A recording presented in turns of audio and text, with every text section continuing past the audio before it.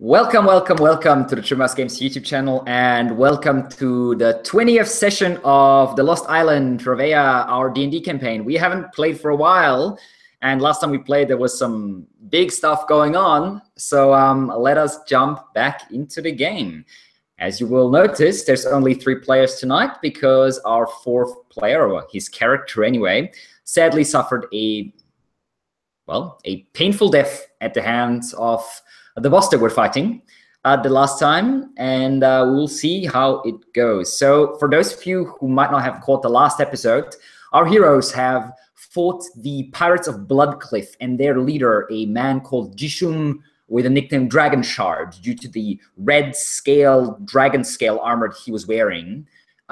They were preparing to sacrifice a whole bunch of fishermen that they had abducted from one of the villages further up north. This is, of course, played on the island of Ravea. There is, underneath the video, there's a link to a map of Ravea if you want to take a look, guys.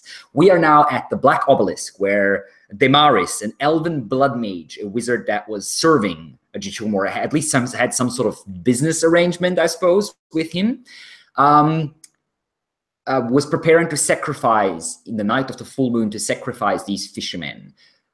Our heroes, with the help of a group of centaur warriors that they had, well, more or less befriended, I suppose, from the Windhoof tribes in the center of the island, had laid in wait.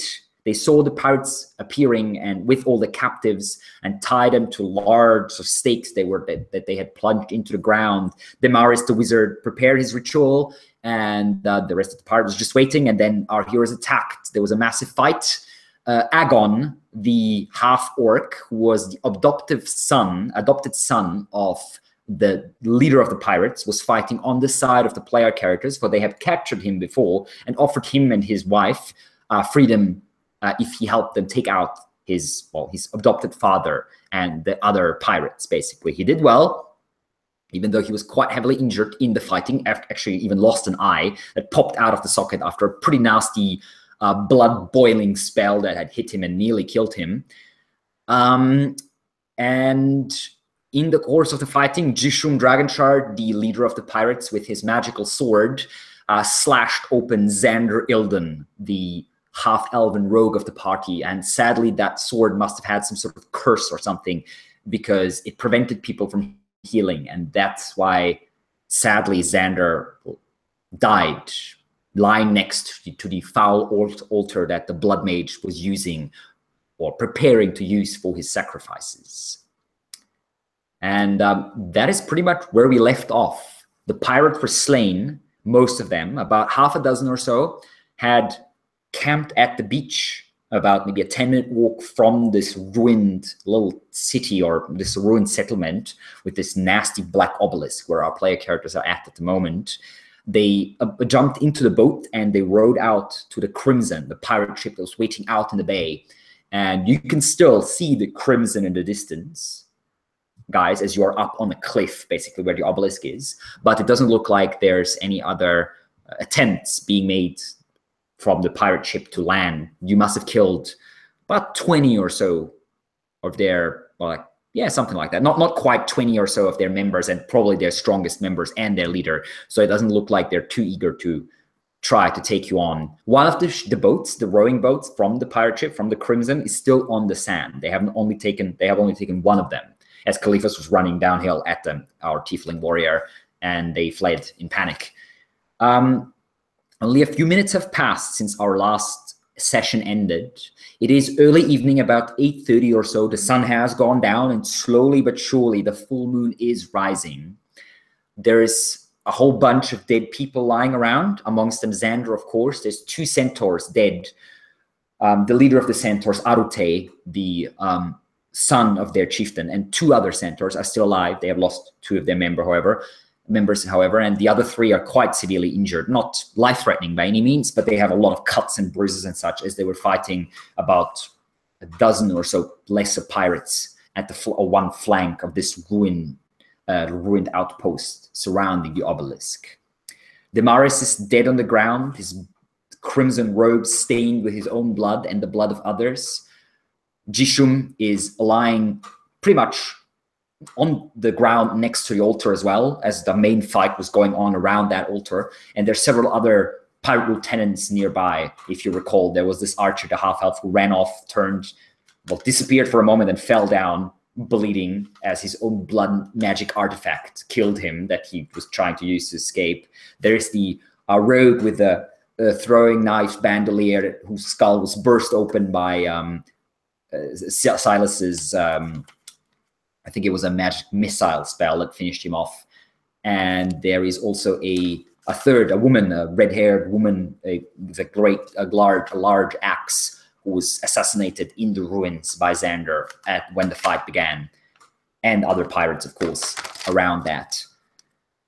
Yeah, and that's pretty much where we left off. There's also about 20 or so heavily beaten, mostly naked captives, fishing men and women from the northern fishing villages that are still tied down, that are staring at you and at the whole scenery with a lot of trepidation and the beginnings of hope in their eyes as they saw you slaughter the pirates, basically.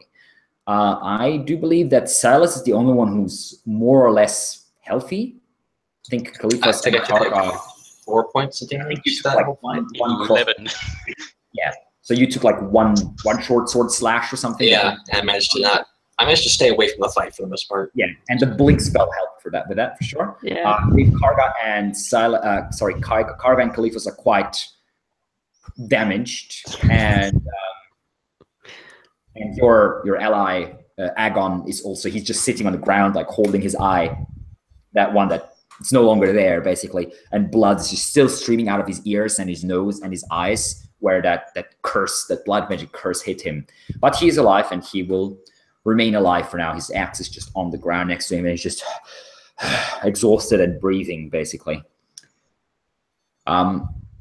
Subote, the leader of the Arubte, the leader of the Centaurs, is dragging back the last pirate that he had killed, the one that tried to run down to the beach, and just sort of throws him, the sort of blonde, one of the pirate officers, a blonde bearded fella who had trampled to death with his centaur hoofs, just throws him on a pile of bodies, basically, as the centaurs are slowly on the side of the ruin starting to drag all the pirate bodies there and just pile them up, basically.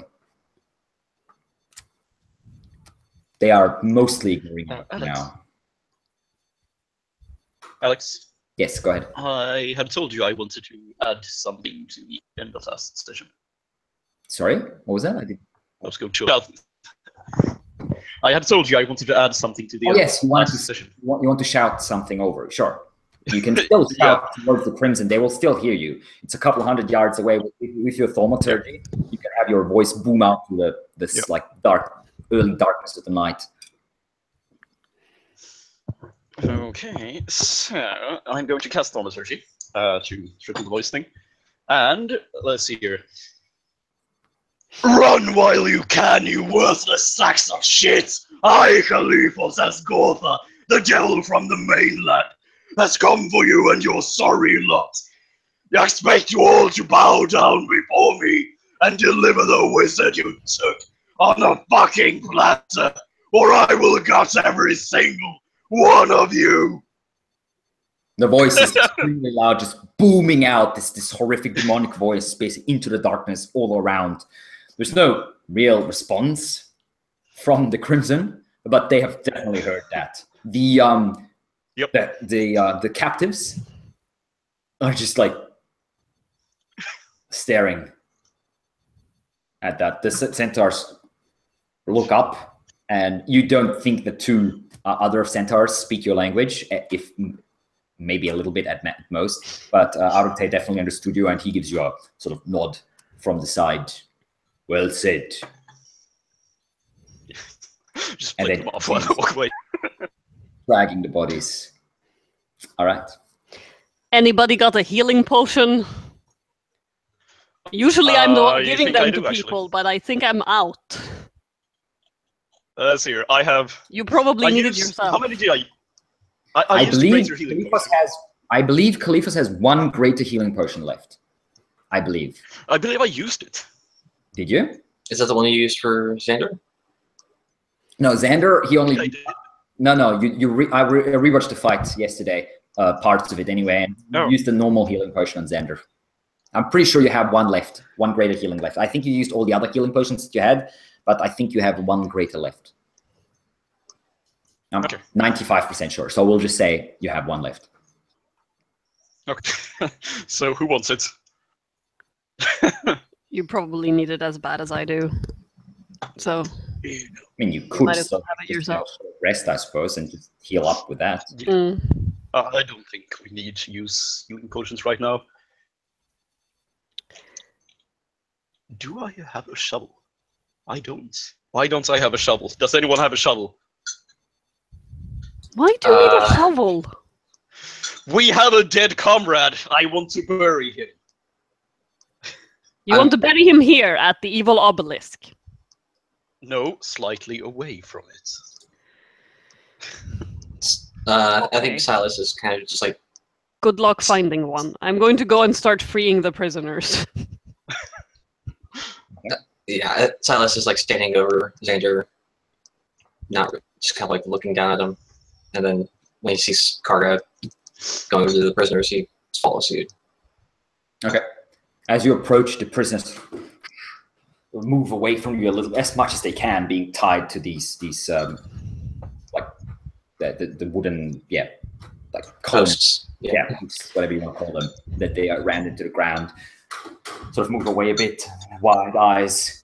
What must you do? These people have been suffered quite a lot of abuse. You can see like bruises, fresh and healed ones. They look like they've been, pretty much all of them have been quite severely beaten by the pirates, probably just to, either because it was fun or to attempt any type, to stop any attempt at escape or something like that. So yeah, some of them look even more like, most of them look simply beaten up and afraid. Some of them look like they're even like more heavily injured. One of the guys has, you're pretty sure one of the younger men has a broken arm. He's sort of nursing it to the side, not moving it much. There's a couple, like maybe 4 or 5 of them who have more significant injuries, broken bones and such. One of them has a massive bruise on the side of his nose, is kind of crooked a bit, probably broken as well, and such. But nothing life-threatening. I'll just undo the bindings and like start passing a couple of water skins around. Okay. The prisoners look at you, look at the bindings down, and slowly but surely start, as you free them, start sort of huddling up into a, like everyone like huddling together as they were drawn out into a long line tied to these posts, into a group, and then start washing sort of their bruises a bit and drinking. They seem quite thirsty. They probably haven't had much to drink over the last day or two. Another method to weaken them, probably by the pirates or something like that. One of them, a slightly older man in his maybe mid-40s, late 40s or so, a fairly thin, medium-sized fellow with a bit of a shaggy beard, looks up as he's passing around the water skin and says, "Thank you.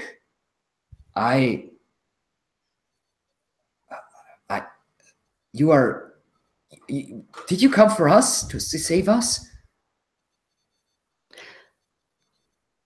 I mean, not you personally. We came to kill the pirates and stop whatever the fuck this is.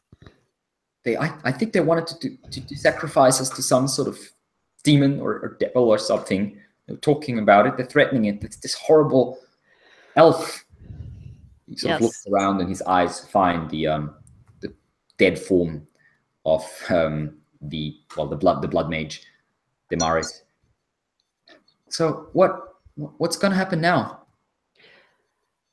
The pirates. Give us a second. The ship's still out there. Where are we? We're on Down the south. side of Hey, robot! Robert is back. Yep. already? Fine. Yes. New headphone does not help. Nope. I'll be back. Sorry, keep going, Carter. With down south, where, what is it, like a day or two from Owl Lake? Yeah, it's about a day, on foot anyway, about a day south of Owl Lake, yeah. Okay, they nod and say, "Oh, so this is still Revea, right? That's good. I wasn't sure whether they had taken up somewhere else. It's hard to keep track of time and distances and such. So we can. That means we can walk home, right? Just from here to our lake, and then to Thornshire, and from there it's not far." What's the worst condition some of these people are in? Yeah, the guy with the broken arm is probably the worst injury as such. Okay, that's Like, not, as I said, they can probably walk. They wouldn't be fast by any means. They're weak, beaten up, but they can walk slowly. I have a healer's kit on me, so could I like make a makeshift little? Yeah, I also have one, so Yeah. maybe I can assist. Yeah, you guys can both give me medicine checks if you want to just like take about maybe 15, 20 minutes, half an hour to just go through the people and yeah, patch up their worst injuries. Yay. Okay, well, Khalifos is trying to help. Karga is actually doing most of the work. You're basically just taking like some of Khalifos' supplies and applying that. But amongst the two of you, within half an hour or so, the worst injuries are a little patched up. I mean, there's not much you can do for the bruises and the pain as such, but it helps. Just you can see that the people are regarding you with less fear as you are walking through, despite both of you not having the most friendly of demeanors, a half-orc and a tiefling after all. Probably covered in blood too. I'll pass out my rations as well because I can just turn into something and eat something. That's yeah. They'll be more than happy to take some food. Yeah. That man that you talked. I haven't used. These are like my starting rations. I haven't used a single one of them. Okay. Yeah. Right. So the man that you talked to before comes over to you and says, "Thank you. My name's Sven. I suppose I speak for these people. And now we've been taken from the northern fishing villages by these pirates. But must have been about, I don't know, a week ago, 10 days ago. I can't even say. 4 days ago, I think, actually. Was it only that little? Yeah. I see. Well then, I think they killed some of the others. Some of us have escaped, luckily, when they came, but they came. It was a surprise attack. We didn't see them coming. But luckily now everything's all right. I suppose. They didn't burn down our homes or anything, so we can go back. And you killed their leader. You killed that monster thing. Yeah, well, someone's probably going to take his place soon enough, but it's put them in disarray at least. Hopefully, next one doesn't have pet mage. Speaking of Silas, what do we do with this? Usually, I'd say he deserves to rot in the sun, but I don't trust dark mages' corpses any more than I do when they're alive. I mean, we could take his head. I don't know. Should take their heads anyways. They carry a bounty. Oh. Maybe at least drag them away from the immediate vicinity. Oh no, we're dumping every one of these motherfuckers in the ocean. Oh, good. Every single one of them. Arte. And Silas walks away. Yeah, Arte calls over and says, "You want us to throw them off the cliff? They can feed the fishes." Good idea. Yeah. Let's get the heads first of We should the leaders. take their belongings, at least. Yeah, I go find like a little spot and start casting detect magic. I'm honestly just gonna check if any of them have healing potions on them. I don't dare touch their weapons. Give me a quick investigation check.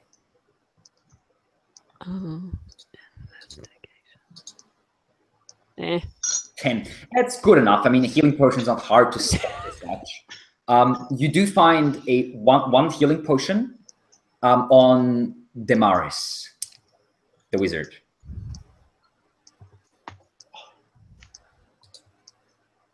I am gonna go gather up weapons and armors that looks valuable, and whatever else they may have on them. Okay. Well, the normal pirates just had like leather armor and short swords. Yeah, I meant like the and officers and stuff. The officers have slightly better equipment. The weapons are nothing special, but they have chainmail armor, which can definitely be reused. They've been fairly well cared for. You find a bunch of crossbows, a bunch of like short bows. The elf, Calvanti, the half elf, one of the lieutenants, the bodyguards, had a longbow, which looks decent.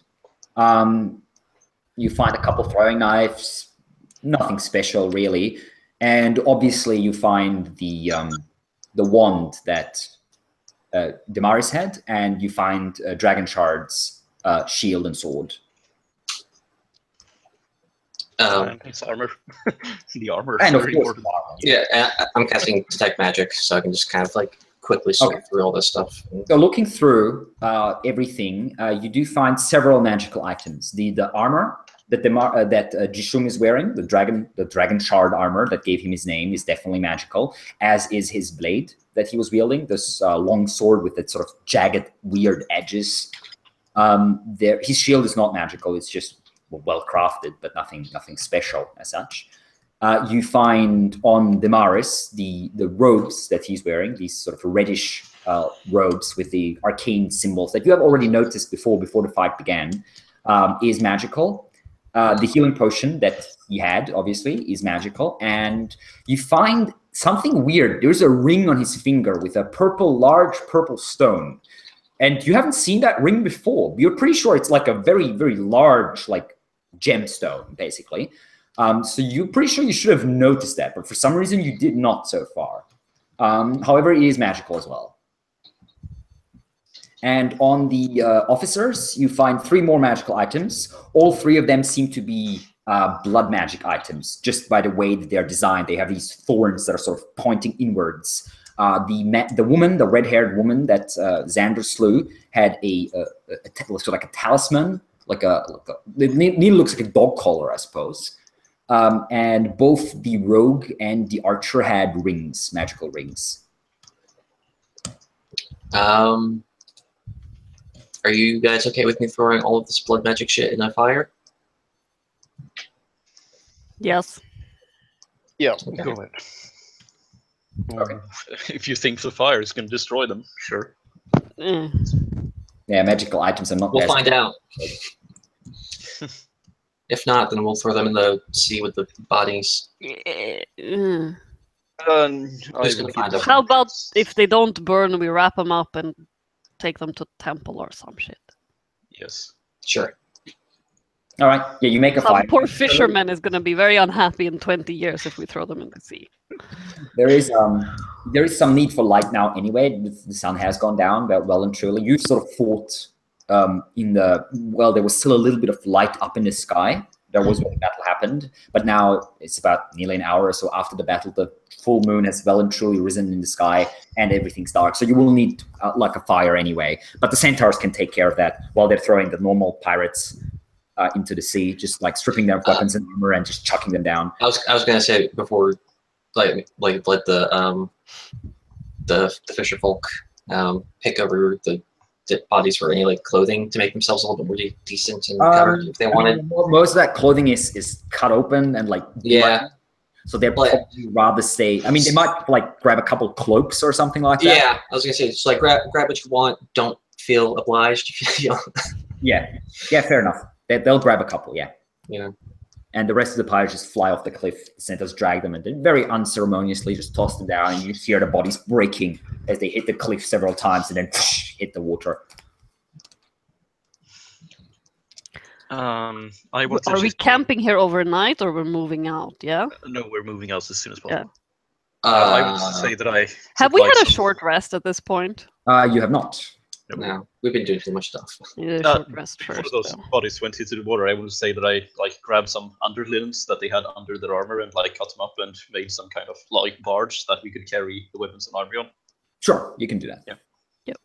Yeah, they also have had satchels and backpacks and stuff that they just had discarded on the side, or they usually just had like food items and such. You do also find about like maybe 80 gold in total amongst like different bodies and such. Like a couple silver, a couple gold here and there. But they weren't carrying their like riches. This was not a large expedition as such. Most of their money would be probably at home. If I recall, there was like a bunch of creepy magical energy here that got worse when it became night. That is correct. You can, in fact... Can I check how that vibe is vibing at the moment? Give me an Arcana check.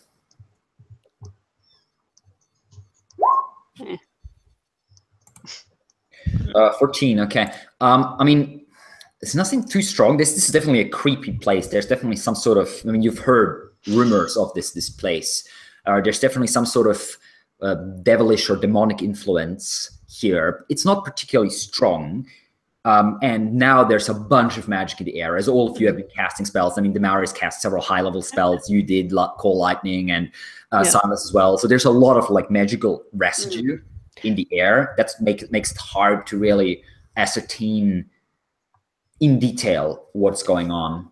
Does the demonic vibe feel like it's less than before the fight started, or kept out? No, you wouldn't say so. No. Okay.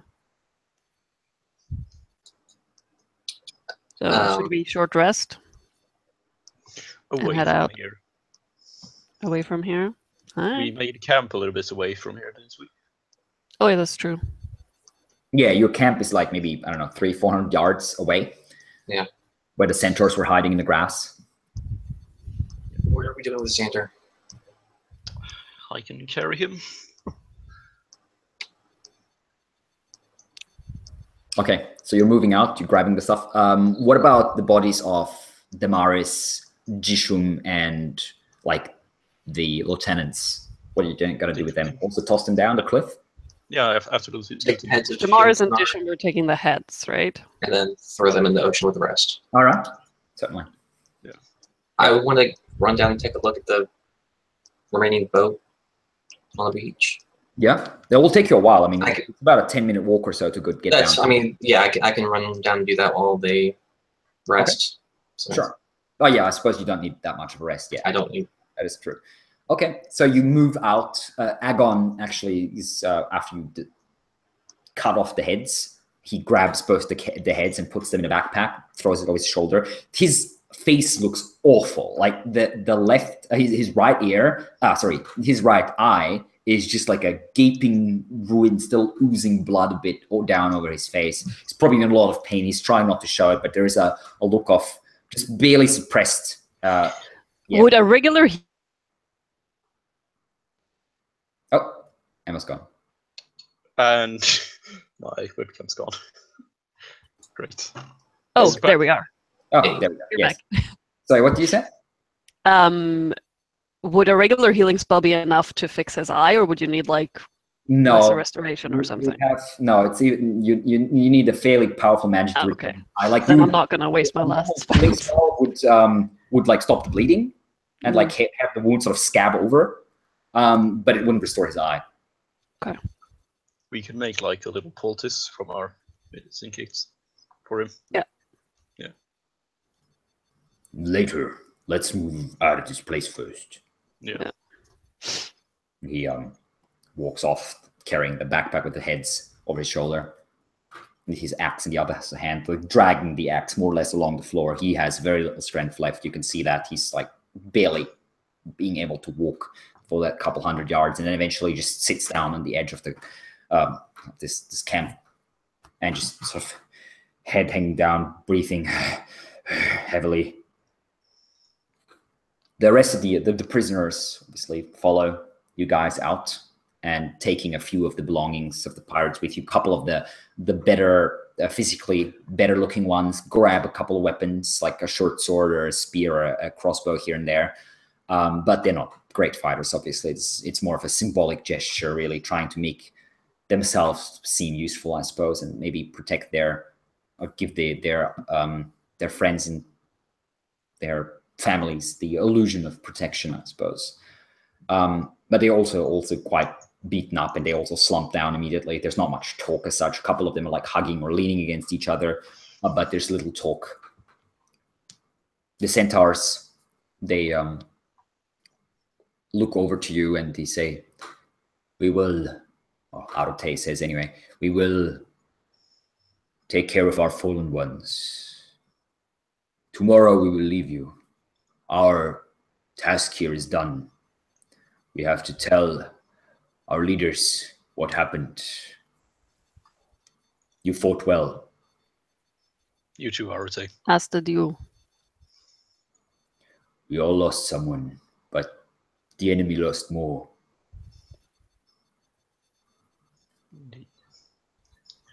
Could we ask one last favor of you? Maybe. Could you make a detour to Owl Lake and tell them that they'll have refugees and prepare for them? Right, I can do that, yes. It is not much of a detour. Yeah. Good. Thank you. They might even be able to send someone to help you. That would be much appreciated. But that is a task for tomorrow. Yep. Yes. For now, let us rest. After we take care of our fallen. And they start basically carrying their two fallen away into the darkness, across the fields, the grassland. Okay. What's at this boat? If anything. Sorry, what? What? Because I mentioned this, but like I've walked down to the A boat. beach. Okay. Yeah, you walk down there. It's a fairly large boat. It probably takes about 10, 12 people or so. It needs at least 2, probably better 4 people to row it. There's 2 large oars still in the boat. Yep. But other than that, there's not much there. There is a small campfire, still a few glimmering coals on the beach itself, and you feel like discarded items that the pirates left behind as they fled, but nothing of great significance. Okay, I'm just gonna sit down on the beach for a few minutes, pop Tom out of his little pocket dimension, and just kind of sit for a bit before I get back. The Crimson is still in the distance, about maybe 400 or 500 yards offshore. There's light there, and you can see like movements on deck, but it's too far away to make out anything specific. And they probably wouldn't be able to see you either, as you are sitting in the mostly in darkness on the beach. Yeah, I'll just sit for a few minutes and then eventually head back. Okay.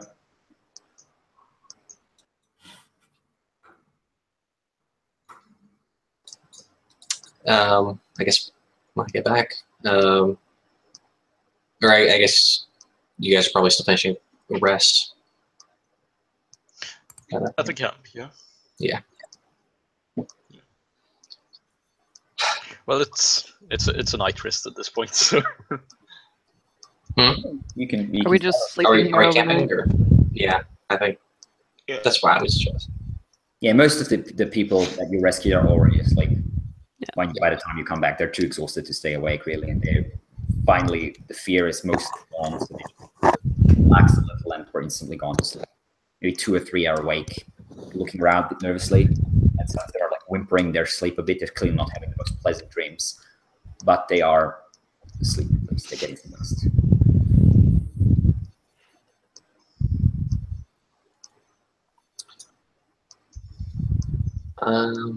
So I'll take first watch, I guess. Okay. How long do you want to stay and watch? I mean, What time is it now, roughly? It's maybe about 10 o'clock at night. Oh, only, okay. Yeah, it's not that late. 2 or 3 hours, I guess. Okay. So you're watching, looking around, gazing over to the beach every now and then, just making sure that the pirates are not up to no good again. But you don't see any movements from there. The Crimson is still there. It doesn't seem to be moving. And over at the ruin, there is no movements either, from what you can tell. There's a couple of movements around the camp, obviously. You see in the distance where the centaurs went off to, a fire burning up. assume they are burning their dead, maybe about a mile or so away. And the wind brings deep voices singing something in Sylvan, some sort of mourning song or something, you assume. Zann'der's body is maybe covered with a blanket on the side of the camp, unmoving. Your gaze just keeps going back. He's not rising. Khalifas and Karga, both tired and wounded, are deep asleep, as are most of the others, as I've said before. The only one who is actually still awake is, well, awake properly, I suppose, is Agon. He is just, every now and then he stands up and walks around the camp a bit, and you see that he's like gritting his teeth. He clearly is in a lot of pain, but eventually even he sits down, falls into more of an unconsciousness really than a sleep over the next 2 or so hours. In the meantime, the full moon is rising higher and higher, and you can't help but feel that there's something malevolent to this golden orb rise up into the sky, throwing its light upon you. The night is not particularly dark. There are not many clouds, and the light of the full moon is quite strong. There's even shadows on the ground, even without the fire that you have going in the center of the camp. And then around midnight, as you are just about getting sleepy yourself, you sense something weird. There's like a cold shower. It's like a wind, but one that you cannot feel with your normal senses, that sort of pushes its way through the camp, and you feel like your hair on the back of your neck is standing up, and a couple of the people in their sleep sort of move and whimper, and as they seem to sense whatever this is as well.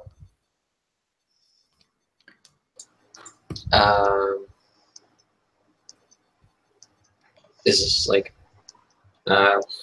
words? Is this like an arcane breeze, I guess? Something. I mean, maybe something like that. Some sort of influence or aura or something. You're not quite sure. It's I'm guessing it's flowing towards the obelisk. Sorry?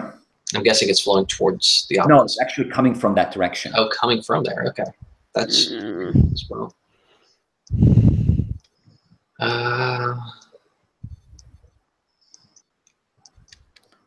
As you do look over towards the obelisk, however, you do realize that there's a slight glow that seems to be surrounding it.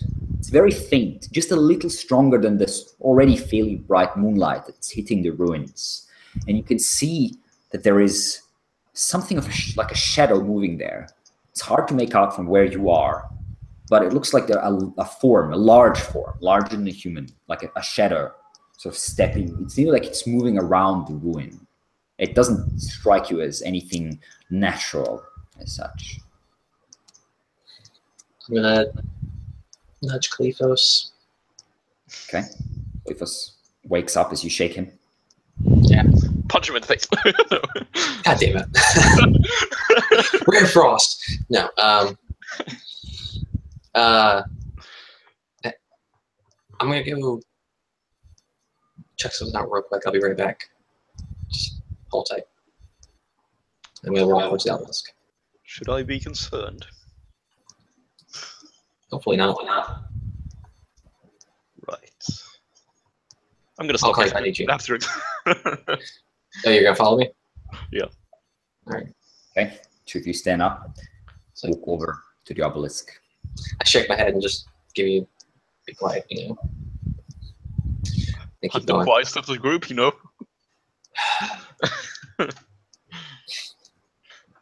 No, but I'm staying like a little bit back. But You're trying to stealth, or are you walking openly? I'm not walking up. I'm creeping forward.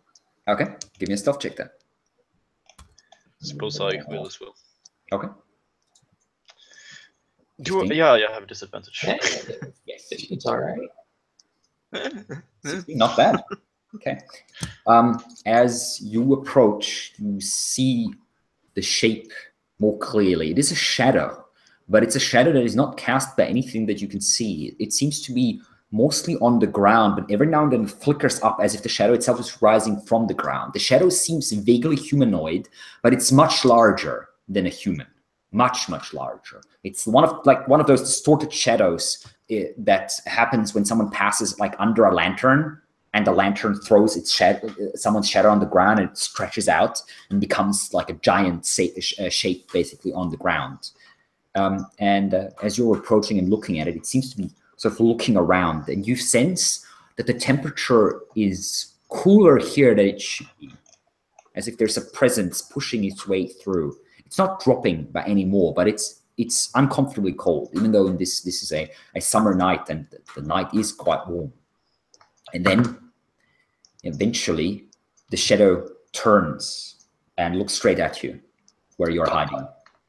And you can see two blue lights, like little eyes, appearing where the head would be. There's no face as such, just a shape.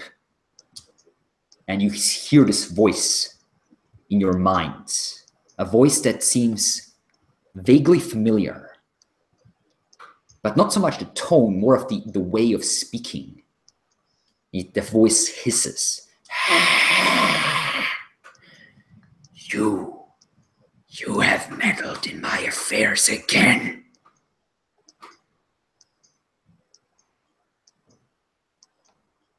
Once more you ruin my games.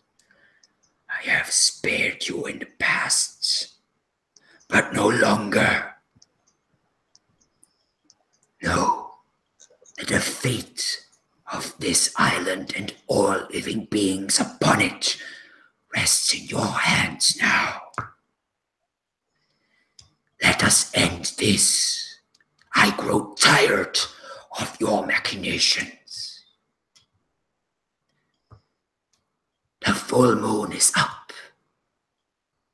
and you will not live to see the next one. I will give you 2 weeks to say goodbye. On the night of the new moon, we will meet. You will come to me, and we will have our reckoning. Where are you? Come to the ruins of Greenholm, in what is called the Ashlands, on the night of the new moon. Only you, no one else. If you do not, this island will suffer for it.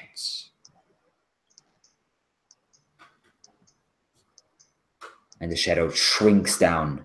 The blue eyes blink out like stars covered by a cloud. And it's gone. I fucking told you it was him! What? Did I say otherwise? Yes! Several times. When? Hold on. I actually don't remember if I said otherwise. The entire group was against me when I said it was him. Wait, hold on. What do you mean by it was him, though? Like, That was obviously the Storm Lord, right? I mean, the Lightning Lord, yes. Yes. Yes. Yes. I said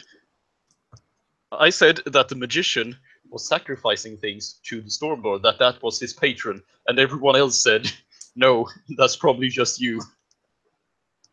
The sacrificing them to you? Yes. Me, Kevin, actually does not remember whether or not I... Anyways, that's a whole load of bullshit. Okay, yeah, 2 weeks, right. I don't think he knows how long a month is. All right. Well, we've got our hands full. I'm going to go to sleep. I guess I'll take the next watch then. Yep. Good luck, buddy. All right. While you're leaving the place, you do sense that there's not only that shadow that you saw, there's something going on here. It's like the shadows on some places in the ruins are deeper than they should be. Despite the fairly strong light of the full moon, some places not illuminated, and you could swear you hear the flapping of like faint flapping of small wings somewhere in the darkness, like little baby bats or similar creatures darting around, but you can't see anything. And you do feel watched. However, whatever these presences are, do not seem to be eager to challenge you as you make your way out.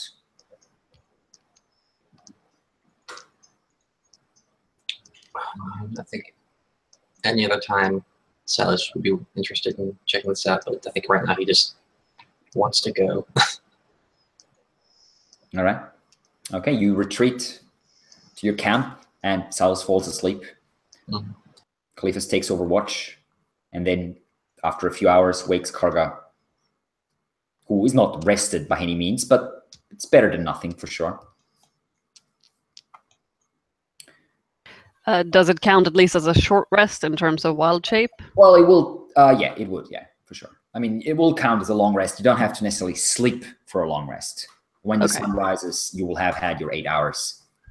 You'll be tired. It's like mentally tired still, and probably physically a little bit as well. But it's just how it is.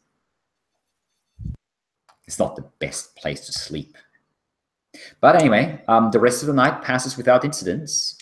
And the morning sun rises to a bright, hot, and sunny summer day. The ruins look perfectly normal in the sunlight. No movement, no shadows, nothing except for the stains of blood and the few pieces of weapons and equipment that are still lying around the scene. The people around you slowly wake up, rubbing their aching muscles and bones and share a few meals. They have taken quite a few provisions from the pirates. Some of the pirates had a little bit of food, so that will definitely last them the rest of the day for sure. They're offering some to you if you wish to share. And they're also passing around a bit of booze to lessen the pain a bit. Yeah. I'm just eating from my own rations, whatever I have on it. All right. The centaurs return to camp as well. They do not seem like they've slept much, if at all. Arupte nods and says, "We'll head out to your settlement, as you said. We will see each other again, I'm sure.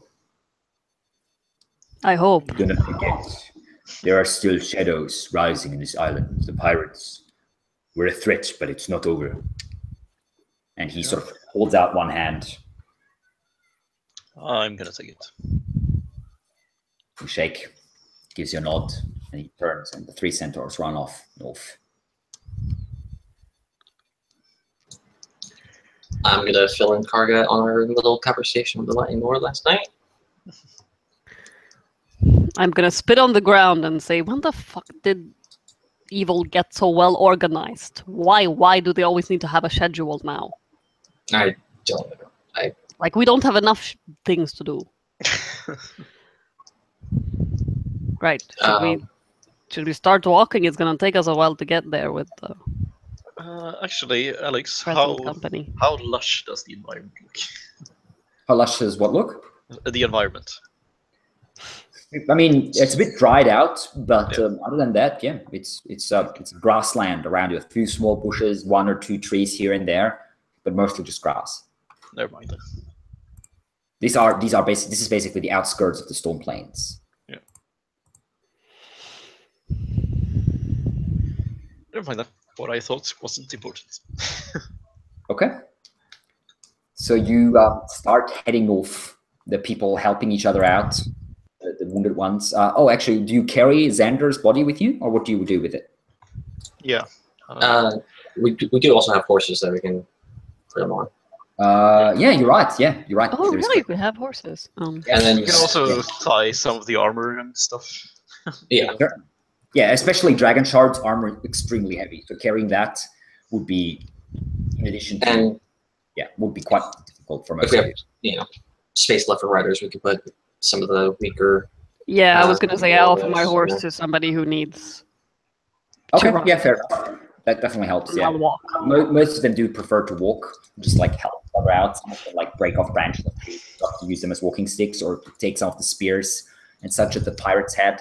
But you make your way slowly but surely up north. You do think that it'll take you at least the rest of the day to reach Owl Lake, probably more, maybe even a day and a half. They're not particularly fast, these people.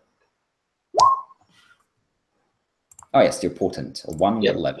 Excellent. Okay. 11, the most useless portent roll. Well, 1 is pretty good though. Yeah. If we fight anything, or if I want to fuck with Khalifa's, you know. The what you in the meantime have probably figured out is some self-proclaimed leader of the former captives, the fisherman Sven, comes up to you and says, "So we are going for Owl Lake, yes? You think they'll be able to help us there? I think we would need a day or two rest before we can head over to Thornshire." Yeah, we'll make sure you're taken care of there. Thank you. We are we're very grateful. There's not much we can give you, but anytime you want to visit us in our homes, we'll make sure to prepare a feast for you. Don't even worry about that right now. Just... Agon well enough of. Comes over to you and says, "I've done my part of the deal." And we thank you. If you want, you can follow us along, and we'll fetch you a ride back to the mainland with your wife. What about the rest of Bloodcliff? Well, it's not something we can do anything about right now. I could. You could, on your own. They've lost all their leaders. I don't think there's anyone left in command. They know me. They haven't seen me fight. But if I bring them Dragonshard's head, they'll know enough. There's a boat. I could set over to the island, make it clear that they'll be finished if they continue on their path. And then I can make my way to Thornshire. You're gonna row by yourself across that channel.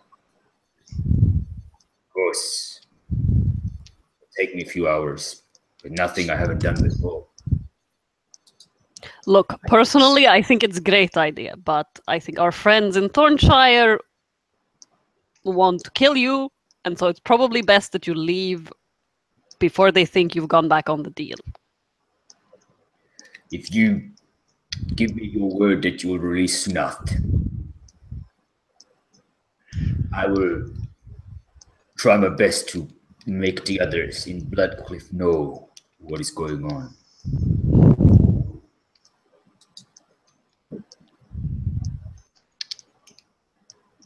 Well, we still have your wife, so...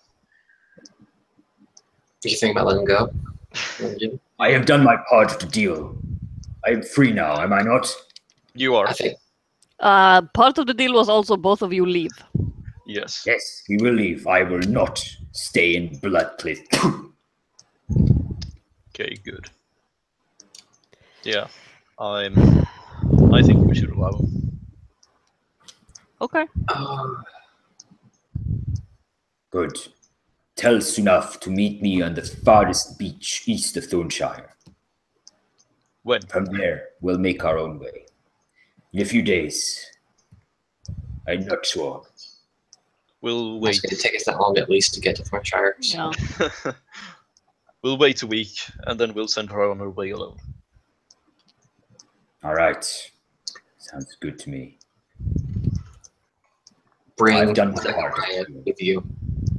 Yeah. Sorry? Bring Zechariah with you when you return to Thornshire. Right. Yes. I can do that if he's still alive. I will kill you if you don't fucking do this, alright? Like, I did my part of the deal. Are you turning back on your word now? No. If he's still alive, I'll get him over to the mainland after that. if he's dead, you bring him back. All right. Regardless. Sure. If I can get it before the two sensible ones change their minds. Gives you a nod, turns, walks off down south. Okay. Question: When did he say? I'm going back a little bit because I realizing I might have misheard. Did the lightning lord say full moon or new moon?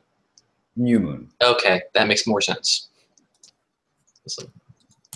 He said you won't live to see the next full moon, and then he said see me on the new moon, basically. Right. Yeah. So I heard full moon both times. I was very confused why he thought that was 2 weeks. Look, we don't know what the Yeah, the whole calendar system. Rovea is. It's a very quick. We might have really short months. Yeah. Yep. The moon is moving very fast. A lot of werewolves. Tides are really intense. Okay. Let's start walking, I guess. Yeah, you're already on your way, basically. Yeah. He walked with you for about half an hour and then turned back. I was like, oh shit, I guess I can do this. Well, yeah, he's clearly not 100% clear-minded at the moment. Yeah. But anyway. And he took Jishrum's head, by the way. Yeah. Yeah. The people we saved could probably testify for us killing them. Yeah. And we've got his armor. Yeah, you have everything. Yeah, he didn't claim any of his equipment. He just took the backpack with the 2 heads. That should be enough of a, don't know what you call it, calling card or something. Sure. When he moves back to Bloodcliff. All right, so you will move slowly but surely over most of the day. Towards the sort of mid-afternoon or so, there's going to be a party of about 25 villagers or so that basically show up in front of you, led by Mayor Shaley of Owl Lake, and they will basically take over the, if you let them, of course, the liberated liberated people and help them over to Owl Lake. They brought a cart drawn by 2 oxen and a few provisions and more bandages and stuff. So they load most of them onto the cart and continue on their way. And in that manner, you will make it just after nightfall, basically, which is late because it is high summer, so the sun doesn't go down until like 8:30 or so. But still, to Owl Lake. Shaley is obviously interested in hearing what you have to say about the fight and everything, especially as she sees that, well, Zann'der's dead, and you have a bunch of extra equipment carrying with you. Well, Dragonshard and his crew are dead. Yes, I thought as much, seeing the armor.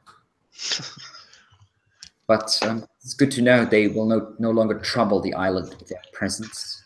They were evil people. Don't feel bad about killing them. Yeah, I don't. I laugh Don't a little worry. bit. Just shake my head. Well, the pirates aren't entirely gone, but hopefully they won't go back. Yes. If they don't disband, they'll be weaker. Yeah. Of course. Well, it's not that they affected us very often, but nonetheless, it is good to know the less murderous scum around these parts, the better. You are, of course, welcome to stay as long as you like on the house. Thank you. Thank you. Out of character, I cannot remember what was next on our to-do list because it's been 2 months, but in-game it's been like Couple a days. night. Going back to Thornshire and dismantling a rogue guild. Right. I don't think you Well, at least now we don't have a loyalty problem. There is that. Oh yeah, we don't have to worry about being stuck. as far as I recall, you fucking didn't really contract have about- any particular thing after that. The whole to-do list ended with full moon. So you had like, we have to get there and do this and this and this and this. Or at least like the immediate things. Everything else was kind of like we can figure out Yeah. What's next after that? We have three. That was things. the only time pressing thing. We have three things. We need to deal with the Thieves Guild. We need to Hesperos. deal with the werewolf, and we need to deal with Blackmore. And we need to do that within 2 weeks, which we can't. So pick one. Well, Thornshire, head back to Thornshire. Yeah. Find out if our friend Guyan, Hans Master Guyan, if he's not a monster. Our errand boy is set to come over here soon. Oh, is he coming back? Yeah. We told the messenger to bring him back with Yes, us. you To told Owley. yeah, I vaguely remember something like that. Sure. Okay. You're speaking of Hadley, right? You're Hadley, yeah. bandit. He's not. Wait, he's separating Right. Guyan here, is he? No, Just- Guyan is not. No, he's not. No. You just told the. Told Hadley to come. Yeah, come. Mage Shaylee sent one of her girls basically. Right. To yeah. Shadowbane flower that you found in the Broken Hills Right. to heal, or hopefully heal the curse, the werewolf curse that was on Hans Master Guyan. Hopefully she got there in time, like you assume she would, unless something happened to her on the way. And yeah, and you said afterwards to bring Hadley back with her to Owl Lake, basically. So that might still be in a day or two. You're not quite sure. Okay. Yeah, we can hang out in town for a couple days and wait, see what happens with Hadley. So. Right, you reach Owl Lake, and the people there seem to be quite eager to take good care of the injured, and they seem quite revealed as they hear that. Firstly, you worked with the centaurs, and secondly, that the pirates are dead. Not that they had much issue with the pirates being so far away from the sea, but nonetheless. And there's like a small gathering, basically being thrown, like not really a party, but more of a feast, I suppose, a small feast being prepared in the evening in Mia Hadley's tavern. And you are, of course, invited if you wish. If in fact you are the guest of honor. The Stout Arms are sending a couple caskets of their best ale, and Lars, the ranger, the captain of the militia, is also there. And everyone's eager to hear what happened in detail. Oh yeah. Also, I wanted to ask for a funeral dressing for Zann'der, so his rotting corpse doesn't stink up the place. There is a priestess of Melora in Owl Lake. There's a small temple to Melora here. There is a priest. I think you talked to her before, briefly at least. You don't know her very well. It's a halfling woman by the name of Quarrick.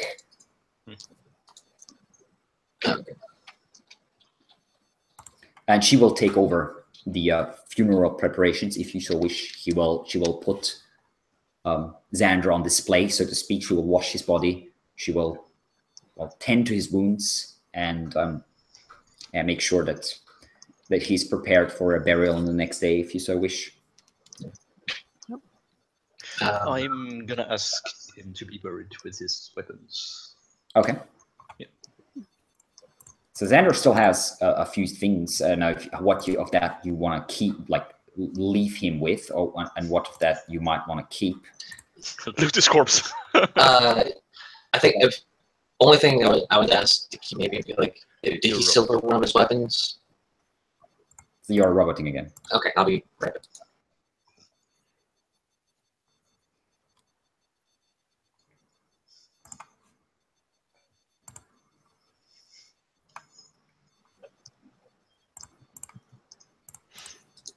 Yeah, so Zann'der has on him at the moment, he has 25 platinum. He has 195 gold. He has a silvered short sword. He has the blood bracelet. He has a studded leather armor, a short bow, climbing kit, forgery kit, disguise kit, poisoner's kit, thieves' tools, a little bit of oil, holy water, cards, hooded lantern, caltrops,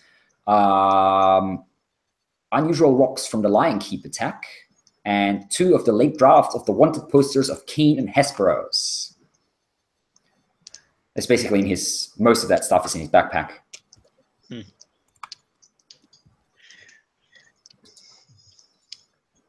Maybe the rocks and the holy water. I don't think we need anything else.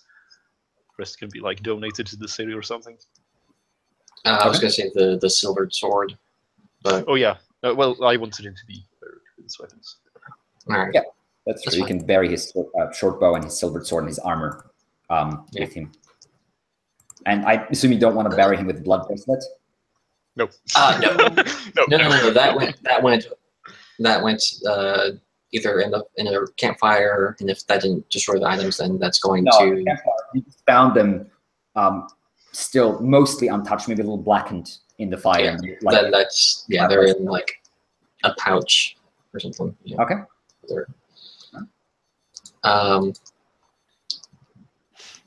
We're not gonna bury him with his. This is gonna. We're gonna bury him with his money, right? Like that's. Yep. Are we? Okay. It was 25 platinum. What was the gold? 195 gold Okay. and 25 platinum. I'm not like putting that right in my pockets or anything, but like it's silly to bury him with that much money. True enough. Okay. Someone write that down. And you also have most of the pirate equipment still with you. So there's a fairly large pile of like, weapons, arm probably pieces of armor and such. And probably the next day I'll identify all that stuff. okay. But I guess tonight okay, cool. Yeah, tonight I guess if there's a party being thrown, Silas is drinking and telling the story of the fights, playing up Zann'der's heroism, and downplaying his fall. Avoiding talking about that as much as possible. But He did take out the blood mage after all. So he did. I'm definitely talking about that did a many grand times job. over as people ask about it. All right. Yeah, people are. I mean, they're aware that they shouldn't push too much, and you sense that probably the mayor would have given them a pre-speech, so to speak, before the party started. So you sense that there's definitely they're definitely not trying to appear too eager, but this is a story of a heroic battle after all, and the good guys won in the end. It wasn't even that far away from where they are, and they even know the good guys. So it's like, on one hand, they would want to know like all the gory details and everything. On the other hand, they are being careful not to press. They're writing that line of politeness and curiosity. Yeah, exactly. But some of the younger ones, especially the ones that had a bit too much beer, are like pressing a bit more. Like, oh, what happened then? And like, oh, how do you kill that guy? And stuff like that. And they all also are quite interested in the obelisk itself. It's like a haunted, unholy place that they have been living next to. Sorry, I accidentally rolled a flute. What? A flute? What? Okay. Anybody wonder what that was? I was just trying to figure out why I had a flute. Kargas reaches out a hand and rolls the flute across the floor. In the middle of the party. That's not how you play the flute, Karga. I'm kind of playing up my orkiness and like drinking in a corner and growling at people that get too nosy. That's fair enough. People stick to Zann'der. Sorry, to Silas, I mean. Yeah. I guess I'll also mention that like I'm not playing up my own part in the fight as much as I normally would. All right. Like I'm definitely focusing mostly on Zann'der. Maybe Yeah, even like Cliff or Karga. Some. Yep. So. Give me a general persuasion check. Okay. I'm just gonna Natural one. just reopen my character sheet. Hey, you have natural one there. I do have portents if I really just want to. Hey, can you give yourself a natural one? Yeah. Hold on. Sorry. I accidentally closed like the entire window and not just Google earlier. Oh, So I had to like reopen everything. sure. This.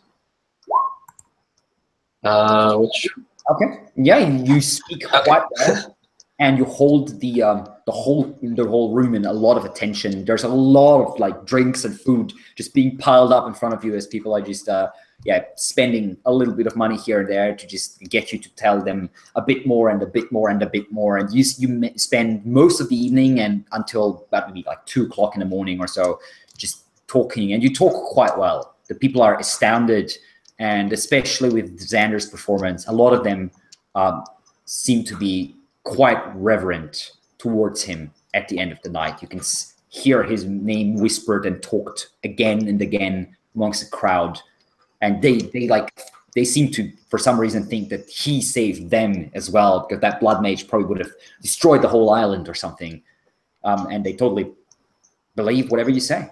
Yeah.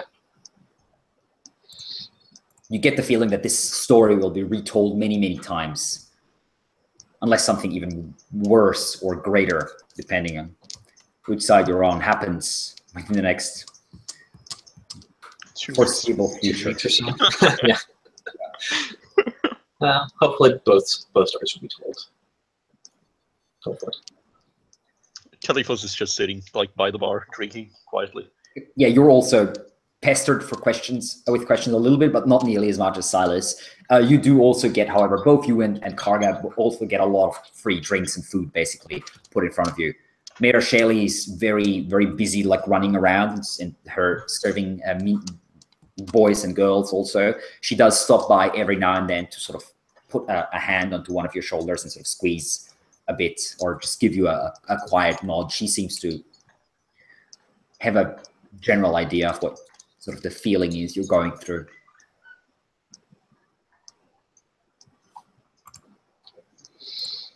And then after that, you slowly retreat to your rooms and finally get a good night's rest in a good bed and wake up quite late on the next morning with the sun high up in the sky and a little bit of rain already trickling down. Looks like this is going to be a bit of a rainy day, despite the sun still pushing through the clouds for now. Is it a nice rainy day or like a nasty rainy day? No, it's more of it's actually quite nice. There's a few clouds and a bit of a drizzle, but it's still kind of sunny. So it's one of those days where you have both sunlight and rain. And because the Revea can get quite hot in summer, and it has been over the last couple of days every now and then quite a bit, it's actually a welcome cool day in such way. So we're staying in Owl Lake until Hadley gets here? Was that the consensus? Yeah, I think that was... Do we have an idea of when he should get here? 1 or 2 days. 1 or 2 days? Yeah. Yeah. Okay, so remind me again, it takes about 2 days to get to Thornshire, going around the forest? From Owl Lake, yeah, about 2 days, yeah. Maybe about, yeah, I mean, yeah. On horseback. So the courier, the rider. Yeah, she left. She left about, I think it was the evening before you left. Okay. So that was, so it's now, let me think, it is now. So you arrived in you arrived in Owl Lake 2 days before you went to, 3 days before the full moon, in fact, 3 days before the full moon. And you said, so that was 4 days ago that she left. Okay, so it should be either today or tomorrow. Yes, exactly. During the day, I'd like to, in wild shape, go and have a little poke around I guess just the outskirts of Hunger's Forest and like have a sniff around and see if I smell anything weird. Give me a perception check. With advantage, sure. I'd say, because you Let me choose just somebody have a that has quick look at what, I guess I'll be a wolf. Yeah, there would be wolves natively in this part, right? Yes, there would be. Yeah. Yes, I want to be sure. something that doesn't stick out. Yeah, definitely. Let me just find a wolf. What a wolf perception is. Oh no. Wait, what stat is perception? Wisdom. Oh, okay, so it's just my perception. I forgot. Well, it's the wolf's perception. Yeah, the wolf might have a proficiency. Which well, he has advantage on hearing and smell. Yeah, you would definitely get advantage. Yeah. 8. Okay. Well. Whoops. Sorry, my mouse is weird. Oh, that's a 12, not an 8. 12, you click twice. That's a bit better. Yeah, my mouse does that. double. So the rain makes it a little tricky for senses for synths. You do, however, manage after spending maybe 2 or 3 hours sniffing around the edge of the forest to find a sort of fresh-ish, not fresh, maybe about a day old or so, some sort of trail of looks to be a single human that seemed to have come from the forest and moved towards Owl Lake. Okay. Do I smell any, like, what was it we fought? Was it bugbears we fought? Yes, bugbears and goblins. What is what you fought? Do I smell No, any of those? nothing. Nope. Can I try and follow the scent of the person that I smelled? With a Back out of 12, not really, I'm afraid, no. So you sort of lose it around the lake. Okay. You can follow it. You're pretty sure it was going towards, or he or she was going towards Owl Lake, but you lose the scent on the way. You can't follow it all the way. Okay. I'm just going to have a wolf run around until I run out of my wild shape and then just walk back to town. All right. Around noon or so, as you return, basically, the priestess of Melora, Quarrick, comes up to you as you're sitting and having lunch in the Snoring Eagle Tavern. And she says, forgive me, your friend, when do you wish to give him to the ground?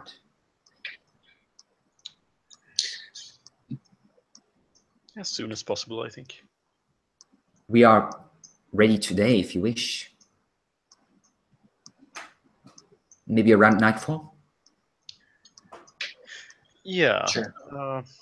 Is there any specific spot you would wish him buried in? No, he didn't have much connection to this place, I don't think. Somewhere in the shade. Yeah. Of course. There is a nice grove of trees only a few hundred yards south of here. We'll build a small tombstone for him if you wish. Would he prefer to be interred without or with a coffin? Do I know if there's a preference there for elves or half elves? I guess if he was half elf, so I'm not sure. Half elves are very. That can. You haven't really ever talked to Zann'der about religion. Tofu of the D&D racial spectrum. Yeah, it could be anything really. Yeah. I mean, Zann'der was a but that's all you really know. Yeah, that doesn't tell I us much feel like more. Zann'der had a big enough ego to want a coffin. Sure. We will have one ready for him then. At nightfall then. Come to the temple when you are ready. Thank you. She goes out.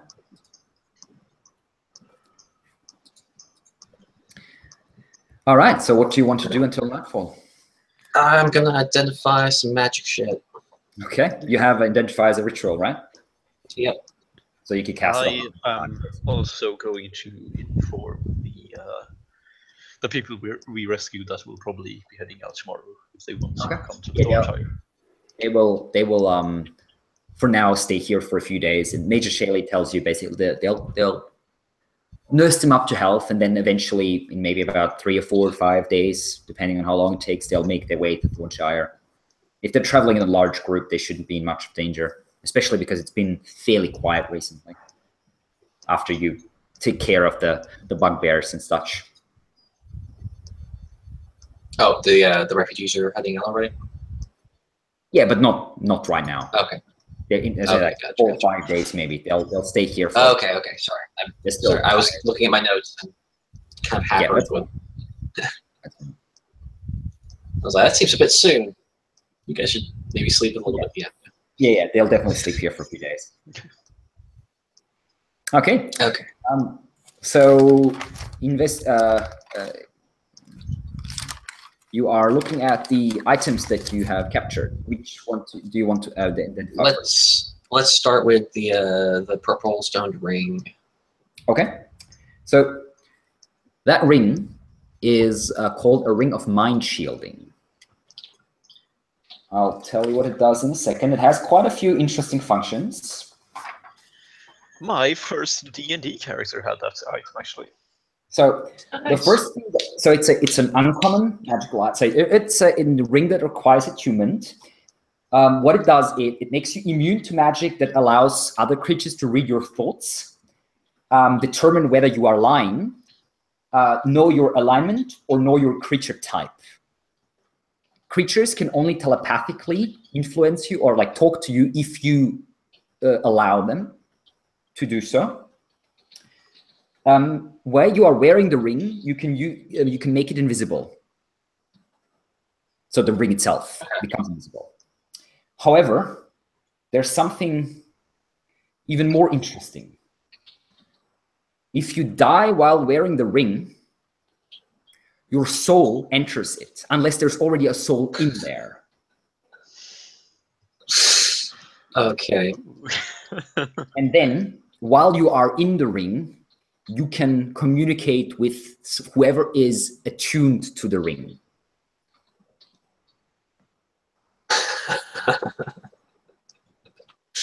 Okay. I'm attuned to this shit. Yeah. I'm gonna slip that on and start working on the rest of the stuff, and eventually, like, attune it to this at some point over the day. Okay.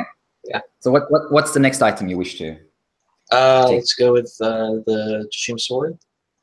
Okay. Jishum's sword is a longsword of wounding. It is a normal longsword, no pluses or anything. However, when you hit a creature with an attack once per turn, you can wound the target. That means that at the start of the creature's turn, it will lose 1d4. It will take 1d4 necrotic damage for every time it is wounded. You can technically wound it multiple times, and so it stacks. While it is wounded, the creature cannot regain hit points through magical means. After it has taken damage, for every wound, it can make a DC 15 Constitution saving throw, ending the effect of all wounds. So if it succeeds once, all wounds are gone. Gotcha. You can wound it however many times you want. You can also close one of those wounds with a DC 15 medicine check. Gotcha. But that's for one wound, for the medicine check. No, it's for... Or is it? Use an action ending the effect of such wounds. No, on all Okay, wounds. okay, gotcha. Okay. Good to know. It's more of a magical effect, really. Yeah. But yeah, you can also treat it with bandages. I'll offer that to Cleophas. Is that require attunement as well? That does also require attunement, yes. And that's the sword that killed Zann'der, by the way. What kind of a sword is it? Longsword? A longsword. Okay. So you can wield it with two hands or one hand if you wish. Yeah, It's a I'll versatile. offer that to Cleophas. Dragonshard armor? All right. The armor is a Dragonshard armor. It gives you, while wearing it, it gives you an armor class of 18. You have to have at least 14 strength to wear it. It gives you, while you are wearing it, it gives you resistance to fire, and it allows you to speak Draconic and speak and understand Draconic. The armor is made of the scales of a red dragon. I'll have that. But you already have nifty armor? Yeah, but this is better. Sure. I actually wanted to give my armor to Zann'der, but seeing as he's not here anymore. Yes, you have the armor of the sun, right? The scale Yeah. of the sun. Yes, that was a medium armor. He could wear it. Yeah. Yeah. All right. Yeah, you can lay clank it up. That also requires attunement, of course. And yeah, I guess the robe. Yeah, we have the robes and the potion, and you're not checking out any of the blood magic items, right? Yeah, fuck those things.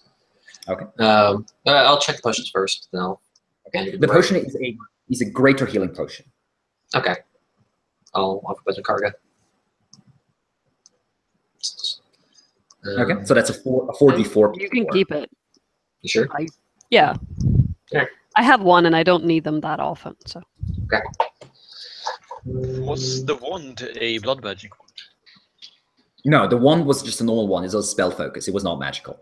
Okay. I mean, it was magical as such because it's a magic focus, but it didn't have any effects, specific effects. And the robes, last but not least, the crimson robes are robes that give you a +1 to armor class. And they give you resistance to piercing damage when you're wearing them and are attuned to them.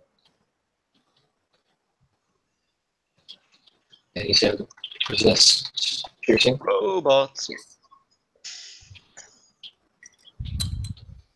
I realize what I first having here.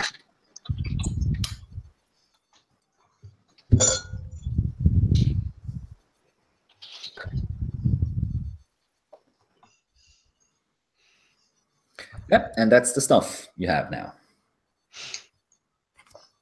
Woo.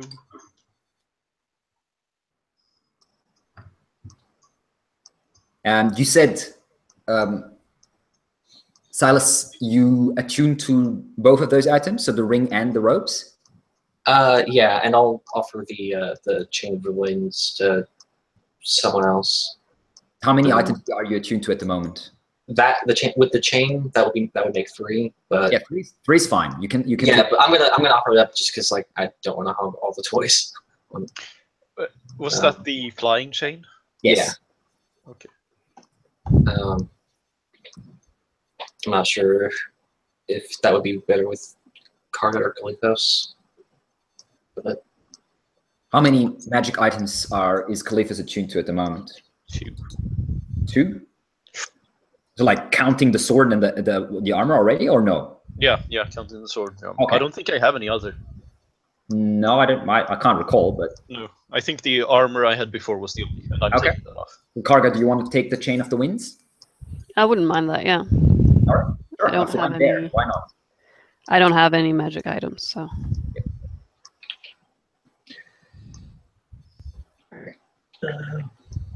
I mean, technically, you could have the robes, I suppose, but Eh. yeah, Druid in robes is kind of dodgy. that is true. I think I can play AC a little bit more. Yeah, I think the tankiest person on the team doesn't need the tank robe. Yeah. Oh, I want to point out, by the way, that at the end of the last session, I realized that I'd been counting my orc AC wrong this whole time. Wow. Oh, yeah? Because I actually have leather armor and a shield in my inventory, and I've never used them. You know, I think we've talked about this before. Yeah, possibly. So your AC So- is what? 10? 12 now. 12 with the shield. 12, 12 with the shield, yeah. but 10. Mine's 20. So it's at least over baseline. Yes. Khalifa has now the same armor and the same armor class as Dragonshard. Yay. Well, now you're Dragonshard, I suppose. I should go take a pirate's badge. Yeah, the armor's a bit big on you, but after you attune to it, it sort of shifts and seems to slightly shrink.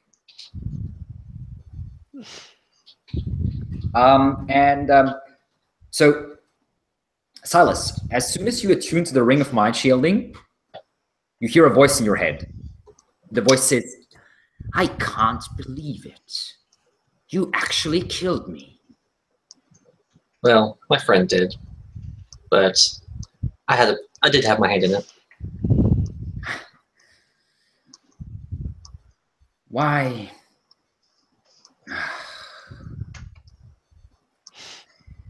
Well, if anything, I am a pragmatic man.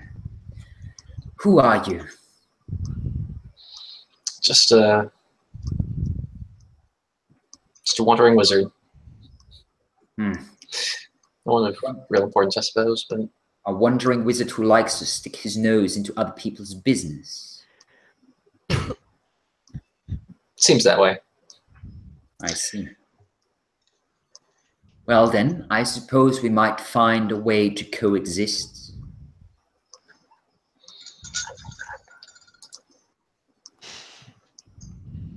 I think Silas he's just grinning. I don't know that he knows what he even wants to say right now, but So, what is your goal in life, you wandering wizard?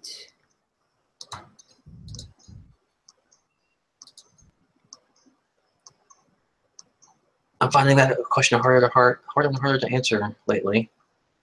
Well, maybe I can help you with it. I don't think you can. Are you sure? I have lived a long time. Well, I imagine you'll be around quite a bit longer. You won't be able to do much, but I turn the ring invisible and All right. can I like shut him off? Is No, that part of? you cannot. I can't. Great. This is great. Have fun. Countdown starts from to the moment when you suddenly start talking to yourself in front of everybody. You can communicate telepathically. Oh, okay. Yeah. You don't have to Well, speak. it's much less fun that way. Alex? Yes. It's about 17:40. All right, sure. We'll have. So you said you needed 10 minutes, right, or something like that? Ish. Sure. So right now, or in like 5 minutes, or Whenever. Okay, This is a good spot sure. to take a break. We'll just do. Yeah, that's a good lull in the thing before we Okay. go to the. So and you guys can think about what you might want to say while this poor Zann'der is being lowered into the ground. Well, so we'll have a 10-minute break. Jump back in about 10 to 6. Well, European time anyway. And yeah, then take it from there. Okay, so I'll see you guys in 10 minutes. Cool.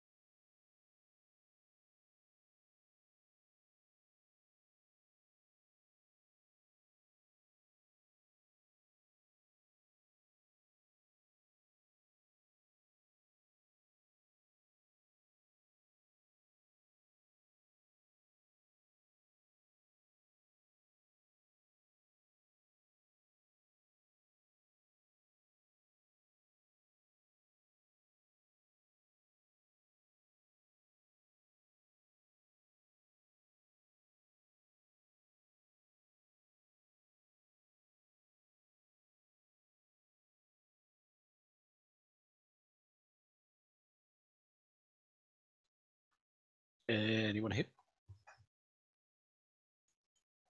Yo. Hey, I mean, my game's gonna stay out for a bit. you're also a robot. Ah.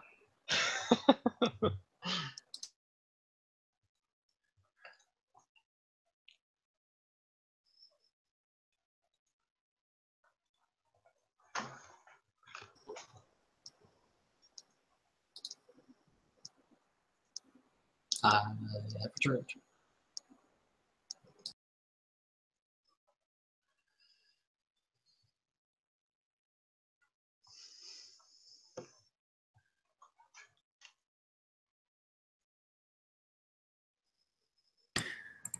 So my ad blocker is now saying it has blocked 11,000 ads on this page. Okay. Yep. I'm earning a lot of money, guys. Like a lot of money. Not from Martin, apparently. Nope. Yeah. That was like 11,000 euro that you blocked. Well, let's see here. Between 200 and 300 euro. Okay, no idea. Anyway, so while the whole attunement stuff is happening, does Karga want to do anything over the course of the afternoon? Nope. All right, so you're just waiting for sundown and then heading over to Melora's temple. As you arrive there, you can see there's quite a crowd has gathered, about maybe 30 or 40 people, most of them carrying torches, not lit yet because it's not quite dark yet. And most of them are people that are at least on an acquaintance basis with you guys, but there's several that you have never seen before. Local people probably just interested in hearing the stories and witnessing the event or so. Quarrick, the priest, comes over to you and she points at the door to the temple and says, the coffin is inside. Do you wish to carry it? Or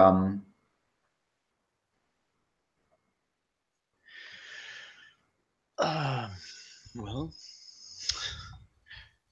some help would be required, I think. of course. Yeah.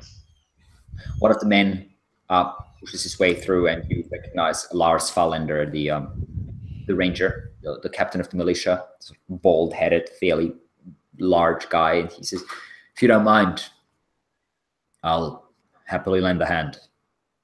Thank you. All right. So you walk inside and you see this simple wooden coffin. It looks quite new. Must have been just finished maybe last night or something like that.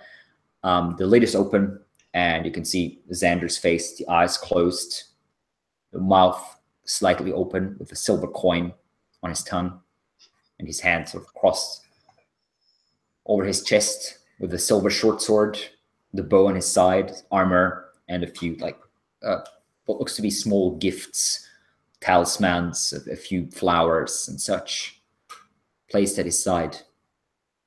His body's dressed in white with a tinge of green, Melora's color.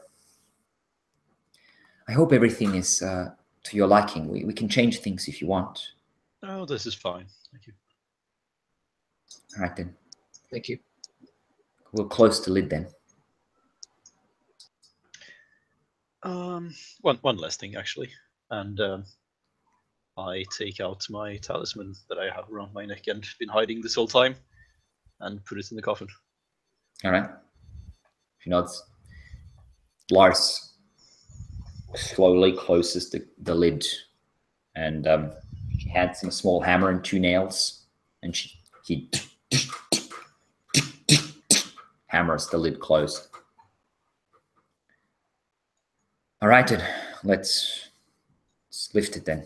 He takes one side, and you can carry it technically with probably 3 people. You don't necessarily need 4.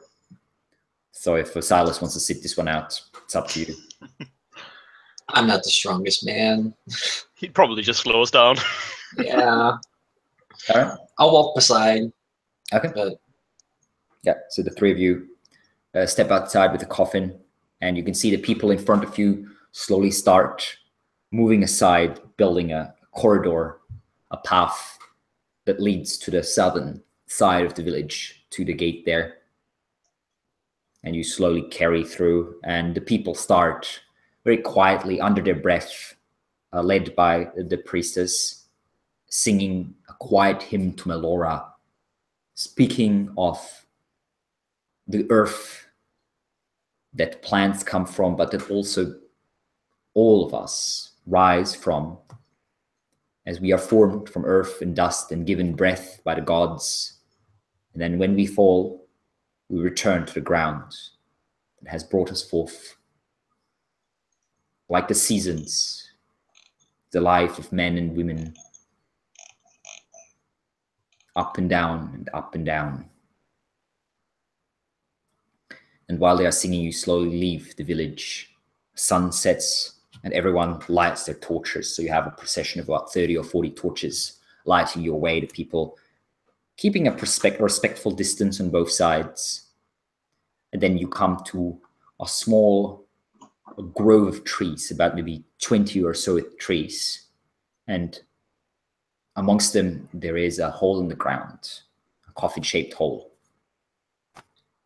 And you slowly lower the coffin down, attach 2 ropes to it, sort of underneath it, and then slowly lift it down into the ground. And Korik, the priestess, turns to you and says, "Would you like to speak a few words?" Yeah.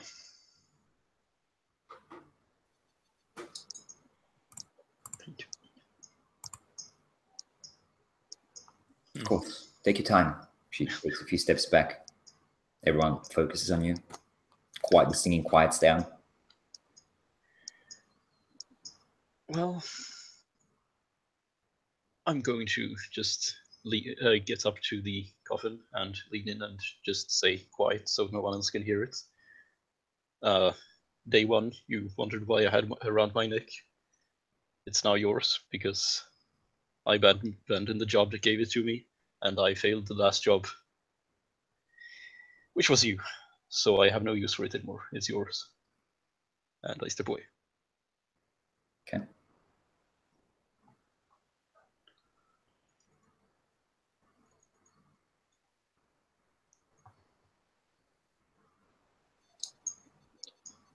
Karga doesn't say anything. She just stands at the foot of the coffin, arms crossed, waiting for the speechifying people to speak.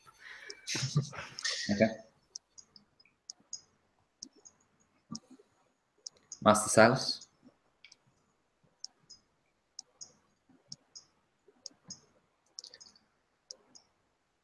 oddly, I think Zann'der would be better at this than any of us, but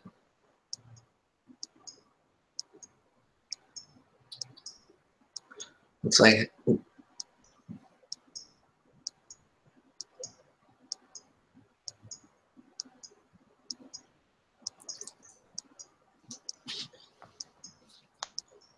I want to say he was a good man. He was. He was a scoundrel. But I think he wanted to help people at his core. He wasn't a saint, but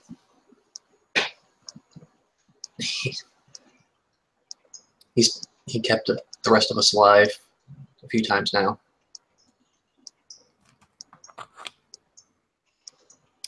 And I think he always tried to do what he thought was right. That is all any one of us can ask for. That we feel what is right and we do what we feel that is right. We will remember him. May he find last and final rest in the embrace of the Mother. I think, or kind of into the ring. And he got you, you son of a bitch. And that's all that fucking matters, right? Yet I am here, and he is dead, cold, unmoving, unthinking in the ground. I bet he would switch places if he could. I don't think you would.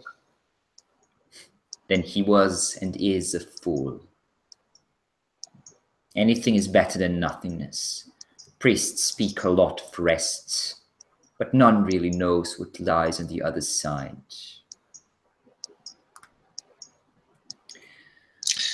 Who knows? Maybe one day I'll free you from this, and you'll get to find out yourself. I can leave if I desire, but I do not desire it. And with that, the ring goes quiet. Well, thank you for your words. We hope your friend in the afterlife hears them. He has done well. He has done great deeds. He has fallen protecting those he called his friends and protecting this island from those who wished its people harm. We will remember him. And the whole village goes, we will remember him. Everyone slowly lowering their heads, torches flickering, slight breeze.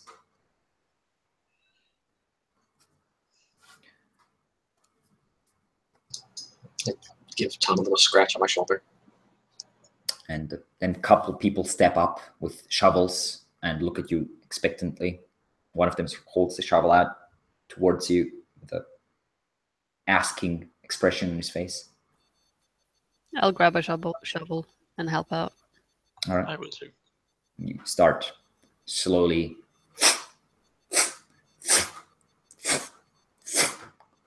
covering the coffin in earth. It takes you about maybe 15-20 minutes until the hold is filled up. And now there's just ground. The bit of grass around, and the trees, and the torches, and the quiet people.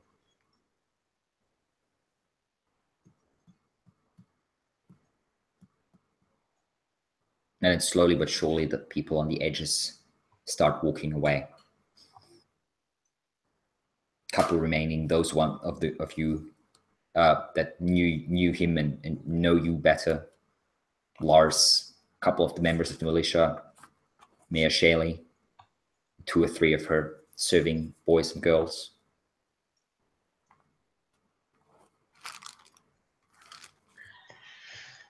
Well, let's not stand around here forever, shall we? Yeah, we'll catch cold or something, I guess. Let's head inside. All right. You return to the tavern. Most of the people with you are already in the tavern, and there's another small feast. Much quieter affair this time, with little talking. Some of them are raising their glasses quietly as you enter. The mayor comes over to you as you sit down, and she says, "Let me know if there's anything I can do to help. Any food, any drink, anything you might want." Well, some drink would be nice. Yeah, plenty of wine. Of course. A toast, or many shall be had. Or keep the wine flowing. She basically comes personally by every now and then and puts another bottle of wine on the table. The rest of the people are keeping their distance mostly. A couple of them come over and basically speak very briefly to you, telling them that they'll remember Zann'der and you, and that they know what he's done for them all. But none of them sticks around too long. You're mostly left to your own devices.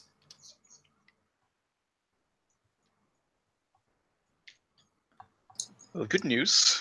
I get all this stuff now, because none of you share it. Sorry. He didn't have much of anything that I needed anyway, so.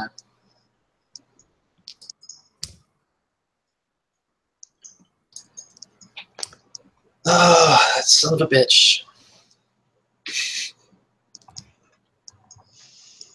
Miss Lord. What's our plan, guys? What are we doing from here? Well, We can we've go got a bounty on our werewolf head. hunting. We can go undead hunting. See, we've got We two can bounties go into on the our head. marsh. Yeah. I think the most pressing concern is dealing with the 2 bounties on our head. Wait, 2 bounties on our heads? Well, one from the Thieves Guild and Yeah. the other from the Werewolf. Okay, I don't know if I would call it a bounty, but Well, yeah, I see what you're saying, yes. Yeah. Yeah, I think my thought would be to head back to Thornshire and check on Guy and yeah, that's probably the best. unless we want to go straight for Hesperos and head into the forest. No. I think we should check on Gaian. And collect our bounty, of course. I'll just say this right now.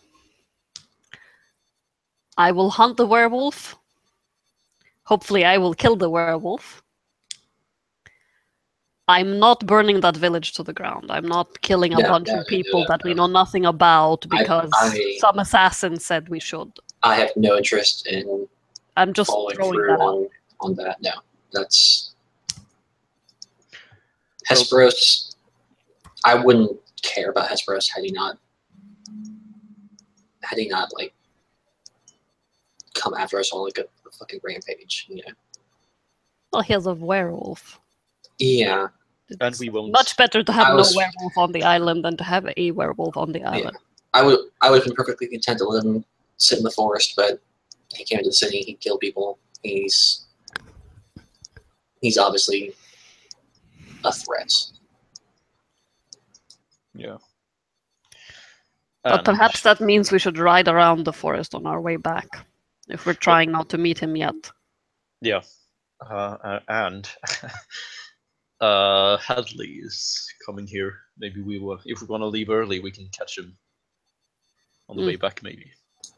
Yeah, if he's not here by the morning, we should head that way. Hopefully, we'll see him. Hmm.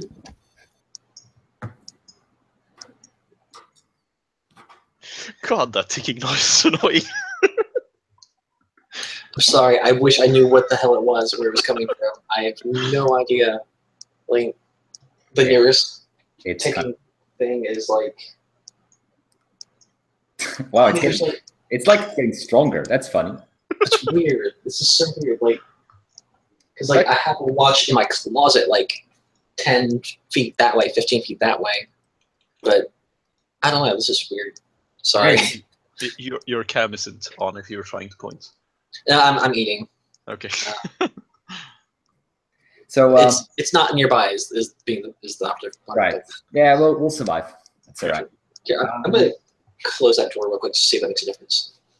As you are sitting there and drinking and eating and talking quietly, give me all three of you. Give me a perception check with disadvantage.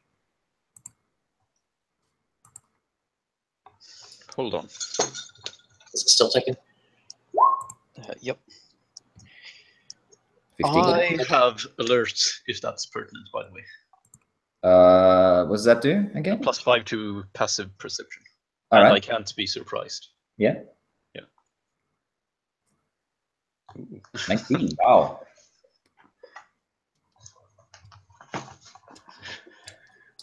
Wait, are we all doing perception checks? Yeah. Give me a one with disadvantage. Although 2 of you have already succeeded in a very impressive way. Okay. At 12. There we go. While you're talking and drinking, both Karga and Khalifos, you notice that there is maybe 2 desks away. There's a guy that seems to be having an eye on you. He doesn't look familiar. He's maybe a man in his mid-30s or so, looks a little disheveled, wearing leather, not armed as far as you can tell. Bit of a beard, longish hair, and he's definitely like keeping a good eye on you. You will glance over every now and then. You find his eyes on you most of the time, and he usually does like looks down into his beer when he notices you like looking that way. After I've noticed him for like the second or third time, I'm gonna down my drink, stand up, march over there, put my hands on his table, Right. So and say, "This is really not the night to be giving us the eye, my friend." I wasn't. I don't. I didn't know what you mean. I'm heading up with Karga also, by the way. Okay. I can't let you say. Oh, are we doing a thing? What's? Oh, all right. I'm going to growl at him. I would like to roll intimidation. I want to check how sincere this guy is. Give me an insight check. Is Alex lagging for anyone else? Yeah. Yeah. Okay.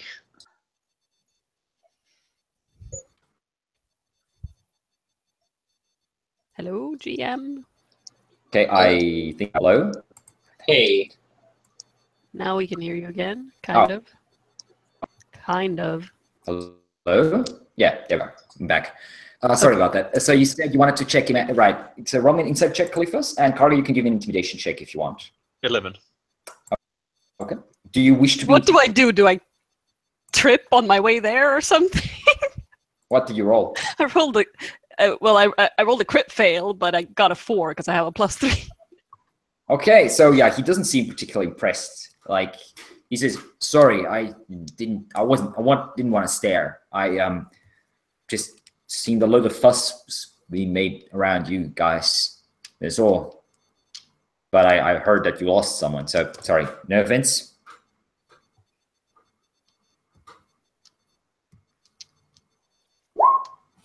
He already rolled insight, by the way.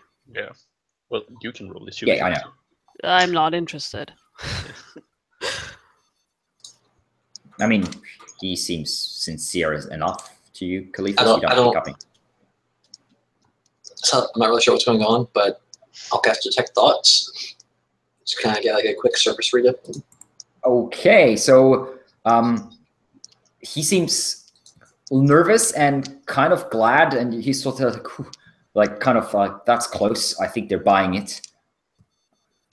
Like I'm not used to this sort of bullshit. That sort of thing basically are his surface thoughts. So what brings you to town, friend? I'm just gonna like sit down at his table. I'm just gonna go and get another drink. Okay. Khalifa's just gonna get down on the chair and just stare at him. Like next to him? No, like the other side of the table. Oh, right, but at his table, right? Not Yeah. You're not going back to yours. Okay. Yeah.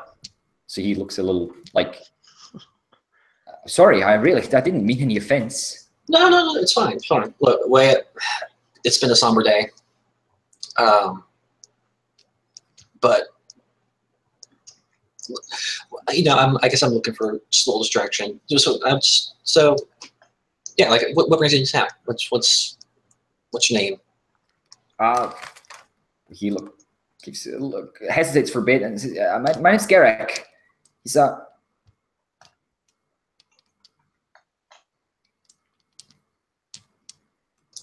That just Garrick? yes. Okay. I guess I'll ask a third time. But what brings you to town? Like, do you live here or? No. I'm not. I'm up from one of the hunting villages up north. Oh, okay. Up the road. I just came here to sell a few pelts. And Okay. stuff.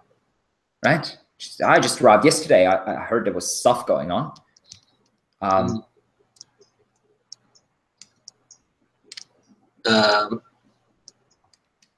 Any change in his surface thoughts beyond oh shit? So how long can you do that? How long? It's for a minute. For a So- minute. Yeah, so I'm probably on the tail end at this point. He's definitely getting a bit more nervous, and he thinks that he has to basically just keep it cool, play it cool, sort of thing. Mm-hmm. But yeah, most definitely nervous about the fact that you're starting to ask him questions. Yeah. Karga goes back to their original table, mumbling something about everything being bullshit with a new drink. All right.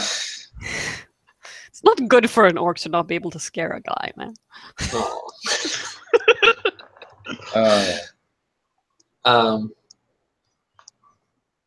Okay. Yeah. So, sorry. So are you like bringing in like pelts or something, or like meats, or? Oh well, a little bit. I'm here every couple of weeks, I suppose. Right, I bring in all kinds of stuff, but yeah, usually a few pelts, a few meat, bit of meat, just earning a few coins. Nothing major really. I mean, I'm not no one special. Do you like what you do? Does it feel like good, honest day's work kind of thing? Sure, the forest is nice and all that. Yeah. Starting to robust, by the way. Okay. Yeah, Gleefish, you tag you in while I reload. He goes to the loo. I just imagine Silas just going like, and goes back up. Yep, that's the layout one. Sorry, I didn't honestly. If I caused any offense, I'm really sorry. I just didn't want to interfere with your evening. It looks like you lost a friend or something recently. I would offer to buy you a drink, I suppose, but everyone's doing that, so you have enough drinks, right? Excuse me. We're good on booze. Are you leaving? I'm sorry? Are you leaving? Or I just stopped by to have a dinner, and I'm done. He pointed his plate. There's still a little bit of food on it, and sort of pushes it away. Forgive me again if I caused any offense. I didn't. You just seemed unusual people, I suppose. And stands up and sort of see a small bow and grabs his satchel that's on the ground, puts it over his shoulder, and heads back. You see, he does mostly seem to be unarmed. He just has like a long, hunting knife on his side. Okay. Like a bow or anything with this stuff? Or? Not as far as you can see. Okay. He casts a quick glance back at you, and then gets out the front door of the tavern. Okay. Did I notice anything on his belongings that wouldn't really fit necessarily with, like, a simple hunter? Investigation check. Yeah.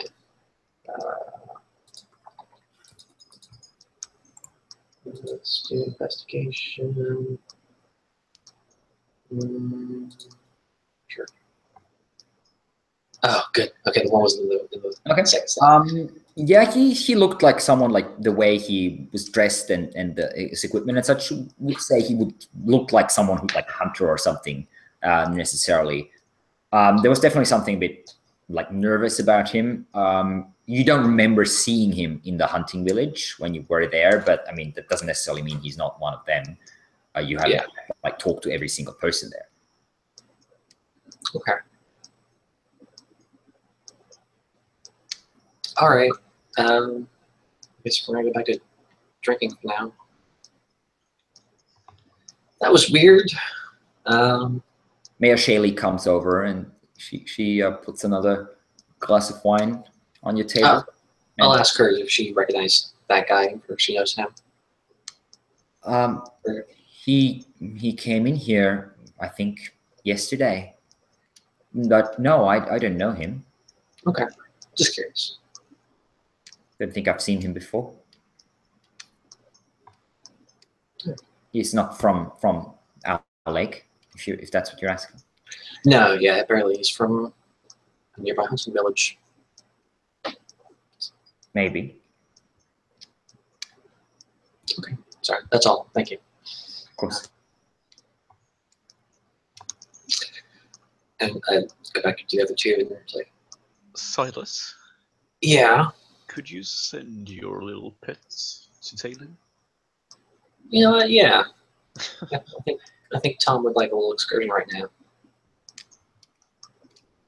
And Tom will scare off. Okay. Give me a perception check for Tom. Okay. Tom the Third. No, it's still Tom second. Okay. Yeah, Tom II hasn't died yet. Oh, I forget what. I think it's +3. That sounds right. 18, all right. Yeah, Tom managed to pick up his trail, and in fact, he sees him entering the stables on the side of the tavern. Tom sort of scurries after and sees him talking to one of the stable hands there quietly. Yeah, I'll watch through Tom's eyes for as long as I can until he goes out of range. Or yeah, he talks to a stable hand for a couple of minutes, then he sort of slaps him. You see, like, slaps him on the shoulder, and you see a couple of silver coins going over, and he nods and heads out, and you follow him, and looks like he's heading for the north side of the village. And then eventually you, like, was it like 100 feet, right? Or something like that? something like that, yeah. Yeah. So, yeah, eventually he moves out of range. Yeah, 100 feet. Okay, yeah. I'll have Tom come back. Very suddenly stands up with like one of those shit I forgot my keys expressions. Okay.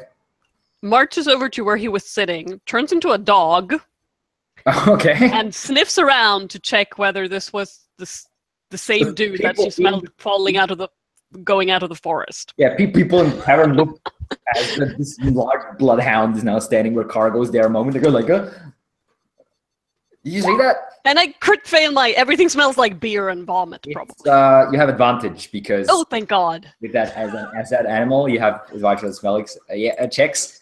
Yeah, you think he's the same guy. Okay. I turn back into Karga. Is everything okay?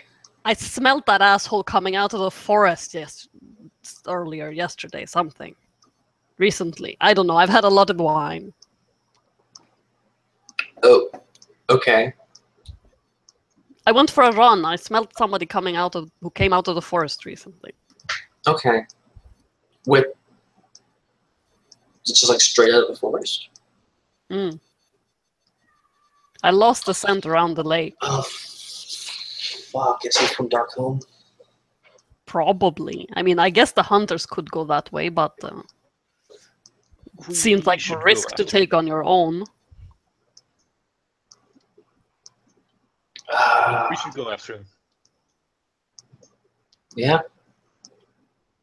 Yeah, why not? All right. Fine. So slightly tipsy already after the wine. You stumble out the door. We need to blow off the steam, sure. I follow Silas. Okay. Since he has the ferret. Okay. The ferret has returned to you in the meantime.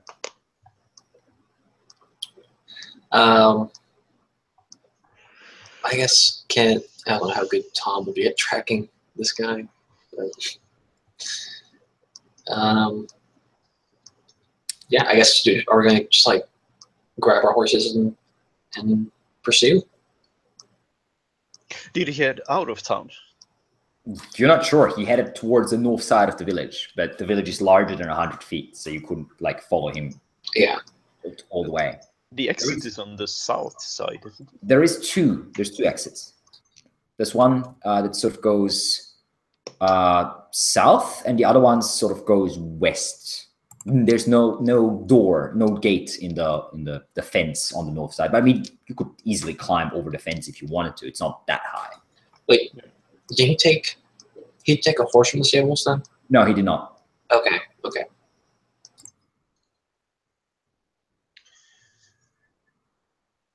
Yeah, that's. If I turn back into a dog, would I be able to track him with that 15? Yeah, I'd say sure. Okay, I'll turn back into a dog and see if I can find him. Yeah, you pick up his track easily enough. It's fairly fresh. I mean, there's been quite a few people been around, but you have his scent still in your nose. It's only been like 30 seconds, maybe a minute at most, since you were a dog last time.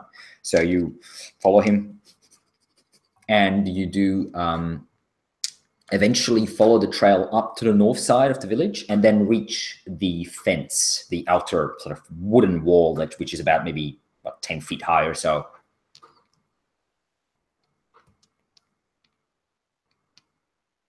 Yeah. The scent ends here. Just ends. Well, I mean, at Yeah. the wall, obviously. Yeah. Yeah. There's no way up around here. It's not that hard to climb over. As I said, it's only about 10 feet high. Right. And it's made of wood, so there's plenty of like hand footholds. Anyone who has any decent physical skill can climb the wall within a minute or two easily enough.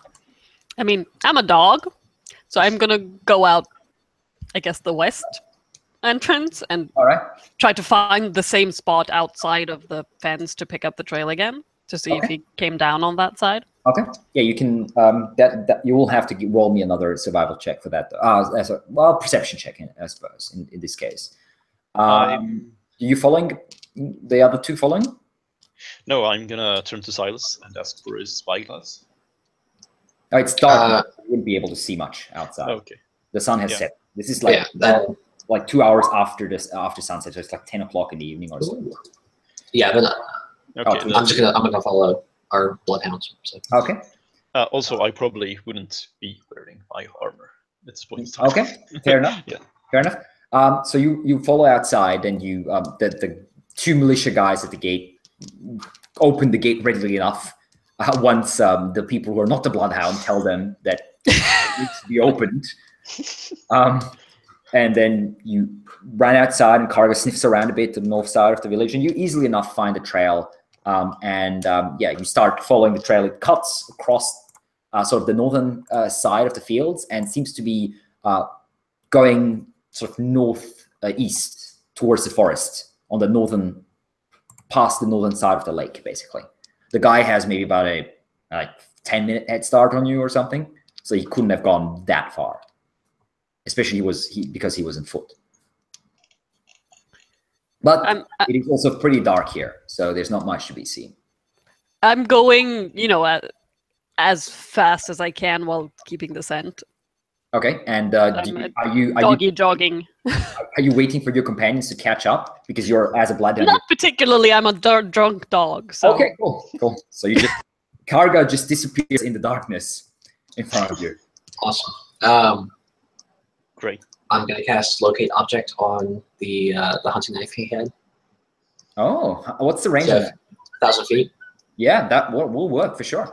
And the casting time of locate object? It's an action, I believe. Let me double check, but yeah, one action. Okay, then no problem. Yeah, about maybe 500-600 feet in front of you, you feel the presence of such an item. Okay, yeah, but he's not far at all. Okay. I'm gonna start jogging ahead. Okay. So Karga, you start smelling this man up ahead. He's only maybe about 100, 150 feet ahead of you now as you're coming up fairly quickly. He doesn't seem to be in much of a hurry. I mean, he's walking swiftly, but by no means jogging or running. You can easily catch up to him. You can't see him yet, but you smell him. You smell his presence. I mean, dogs don't have a pounce action, but I would like to pounce him anyway. Okay. Are you trying to sneak up on him or just run straight for him? No, I'm trying to knock him down. Okay. So he, you hear like, what the quiet voice, and then you see this shape, like humanoid shape basically appearing, and then moonlight on a blade as he draws his hunting knife, which is nearly the length of a short sword, really, and you leap straight at him. All right, we'll just use I'd say a wolf for this. Okay. There's a mastiff in the monster manual. But that's not quite the same. The same thing, I don't think. So we'll just go with a wolf type creature, basically. Sorry, let me just find the wolf. Let's see. So yeah, you can. There we go. We'll need to roll initiative first. Yes. Let's see who gets to act first. He definitely has heard you coming. Should we all roll initiative? I'll take a while for you to catch up, at least a minute or so. So not for now. Okay, let's see. The guy has a 15 on initiative, and you have a 17. Yeah, so Karga goes first. As a wolf, you technically have a +2 to initiative, so that's a 19. Oh, cool. That's a 15 dexterity, yes. So, yeah, you have an So attack. what would I roll for just trying to jump on him and knock him That would prone? be basically just like a athletics check, I'd say. Your wolf would have an athletics of +1, unless you have proficiency with athletics as Karga. No. Then I don't just think so. Hang on, let me check. No. okay. Yes, I do. I do have proficiency. Then a so- +4, I believe, in total. I think, yeah. Yeah. Oh, okay. I did not know that was how it worked. I think so. I think that's how it works with skills.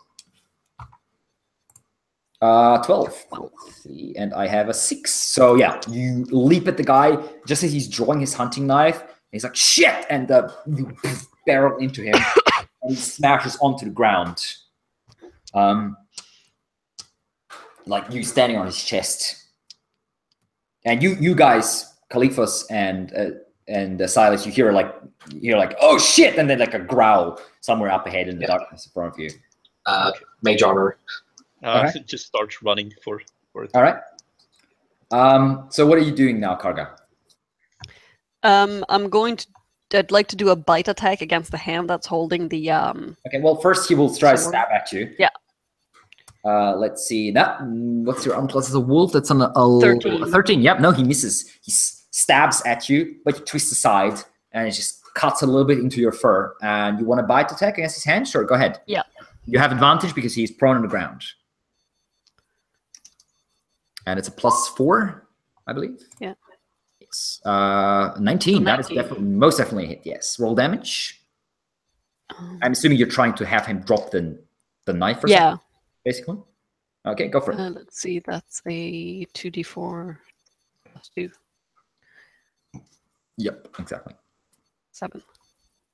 7 damage, okay. Yeah! He screams in pain as the wolf's teeth, or the hound's teeth, burrow into his flesh. He does drop the hunting knife, and he just sort of pushes one of his arms under your chin and tries to push you off. Roll me another athletics check, please.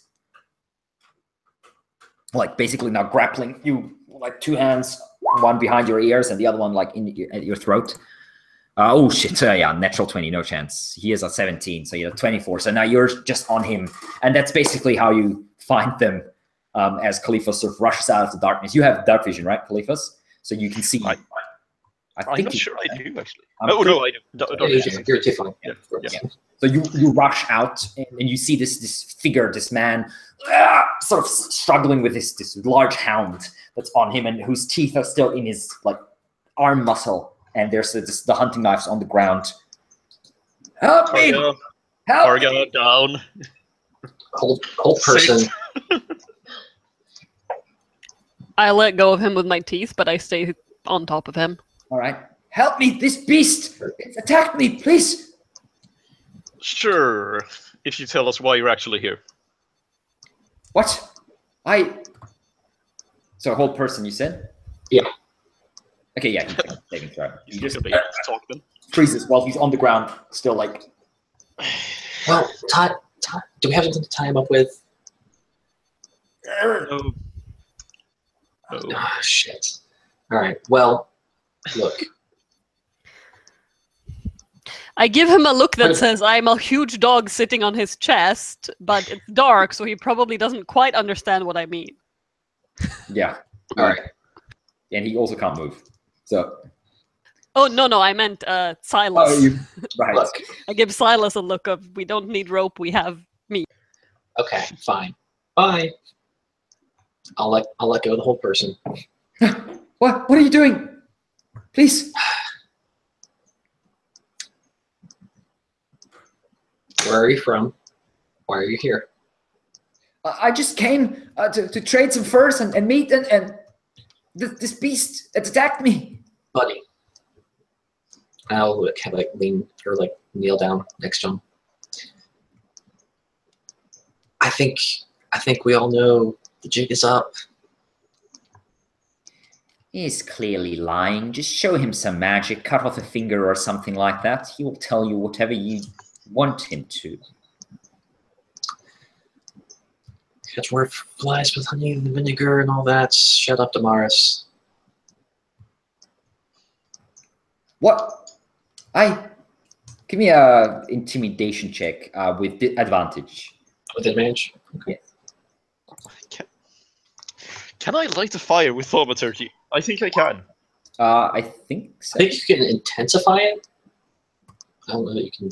14. Yeah. Okay. He says, all right, please, just don't hurt me. That wasn't my idea. I swear it. All right. What's going on? What's the story? You let me go if I tell you? Yes? We'll think about it. We're not going to hurt you, at the very least. It wasn't my fault. The Alpha, he said I had to come. I couldn't refuse him. So Hesperos did send you. Yes. He said I'm to keep an eye on our lake. He knows you're here. I was supposed to tell him where you're going. Sorry, 1 second. Sorry. Okay. Okay, well, you're not telling me anything.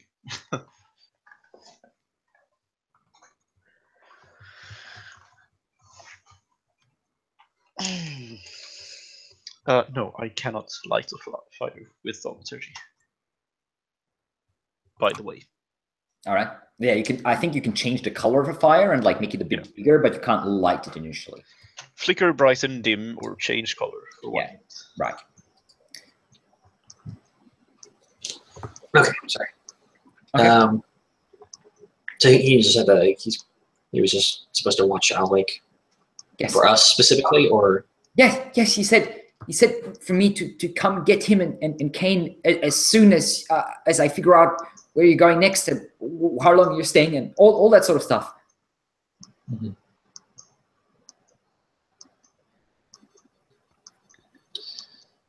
I'm just gonna turn to Kalifos. What do we do with him? Take him with us to Dragonshard and put him in prison, probably. I haven't done anything wrong. Please. I say "Rrr," and then I realize I'm a dog, so I turn back into Karga. Okay, now Karga's sitting on him. Like what? And stand up. Hello. Look. The werewolf having information about where we are at a particular time, not necessarily bad thing. No, yeah, I mean,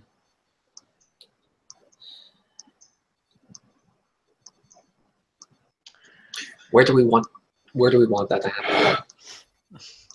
Not in front of this guy is where we want it to happen. I mean, I think what Karga is suggesting is that we let him go. And what I was suggesting is Hesperos we do not discuss this in front of the informant. Look, unless informant very stupid, he's going to know we're not just telling him our actual plans and then letting him go. Yes. But we can back. stuff something in his ears or something while we talk. No one happens to have a silent spell on them, do they? Sadly not. Yeah. No, I got nothing like that. Me neither. Shall we bring him back to town? Tie him up in one of the rooms in the inn. Figure out what we want to do with him. One pair of Stockholm ears in town might be more than one. No, I'm the only one. I just glare at him. So you say. Oh, Swear it. He didn't send anyone else. You killed all right. like 5 of us. He didn't want to risk anyone else. I'll run a 3rd level slot on detect thoughts. See Okay. if that's even remotely true. Yeah, he does. He does seem to be. He's pretty afraid. He doesn't like. He's not. Afraid of Hesperos a lot as well. Yeah.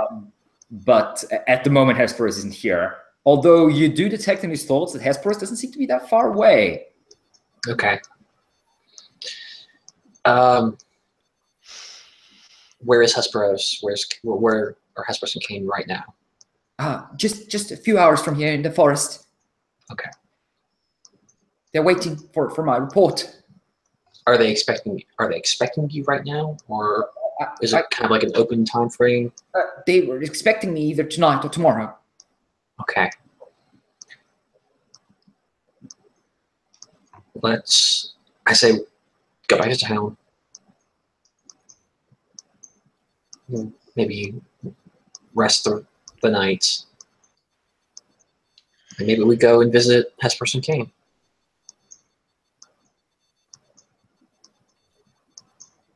I got a suggestion, actually. Okay. We don't have any problem with Darkholm, particularly. It's mostly Hesperos we have a problem with.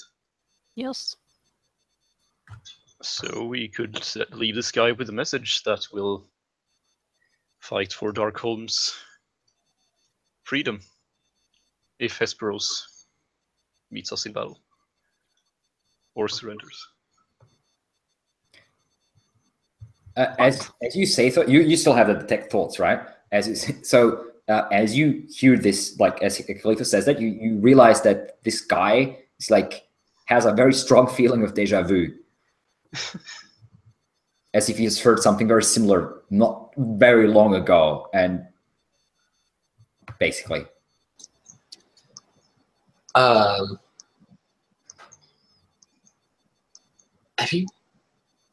We haven't met this guy before? No, that's not Okay, technically. yeah. You remember one guy that you met from Darkholm who you left alive, but he was a sort of totally different guy. He was a younger guy. That guy was like around his, like early 20s. This guy's in his mid 30s. Gotcha. Does that? I guess I'll turn to. Does that ring a bell with you? Is that? The Alpha, he said something similar. He wanted me to challenge you, but Kane said that it's better this way. What is this way? Taking us by surprise? Why, something like that. Okay. Sending me in, and it wasn't my idea, I swear it. I believe you. If he wants to meet us in battle, we'll meet him in battle. I can go talk to him if you want. I'll tell him if you want to meet him somewhere.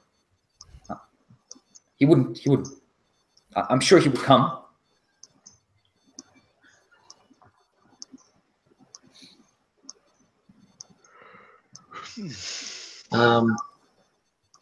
Yeah. What's our play?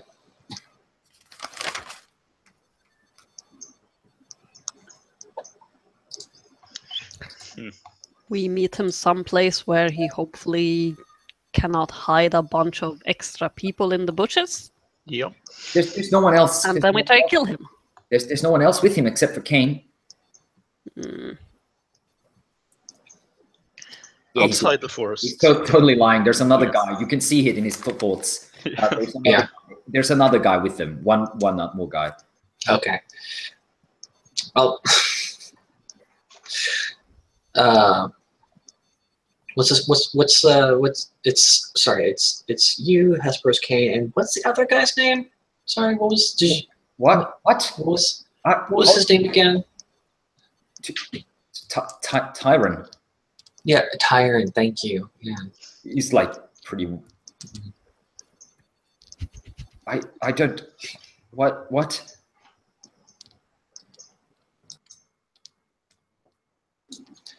Okay. You were doing so good up until then. I'm sorry. I didn't want to. Look.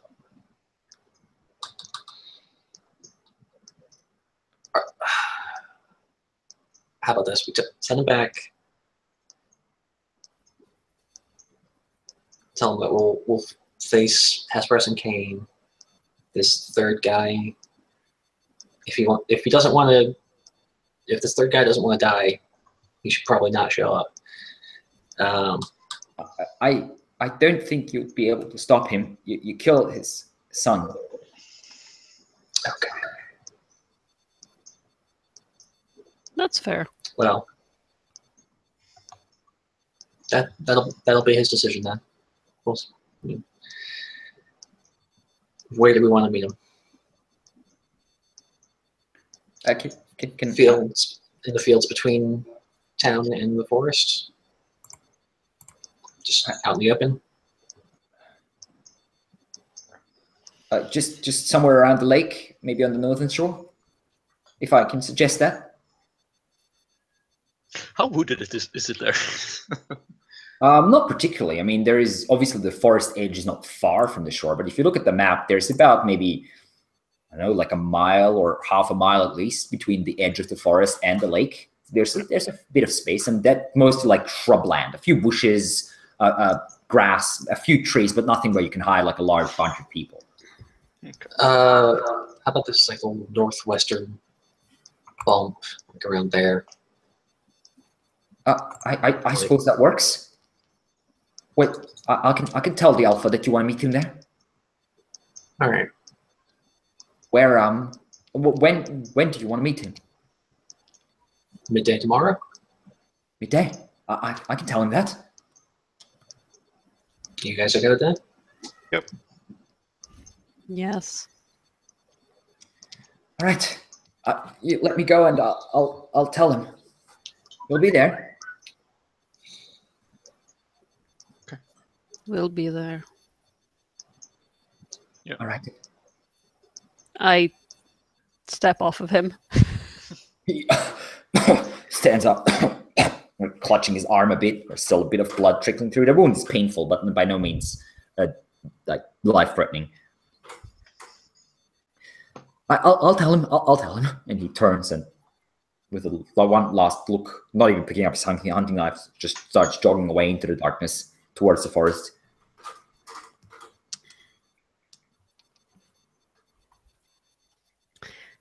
Caliphus, you have something silvered, right?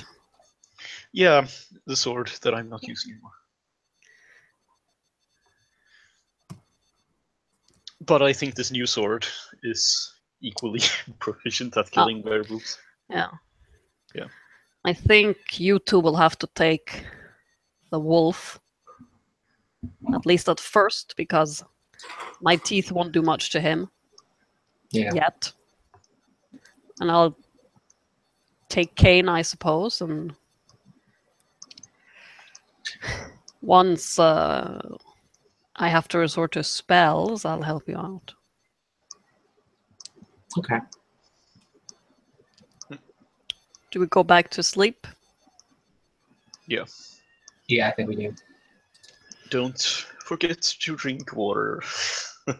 Otherwise, tomorrow's fight is gonna be nasty. All right. So you return back to Owl Lake. You retreat to your rooms, and you start preparing for the next day. Yeah.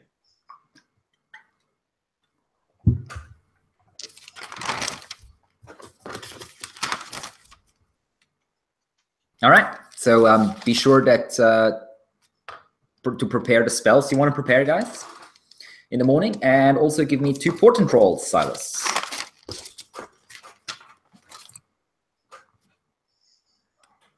Do you tell anyone about this, by the way? This arrangement?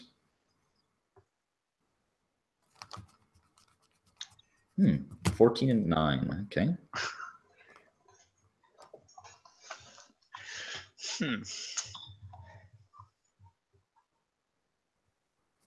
Yeah, actually, I think I'll ask Huntmaster Guyan to just... He's in Thornshire.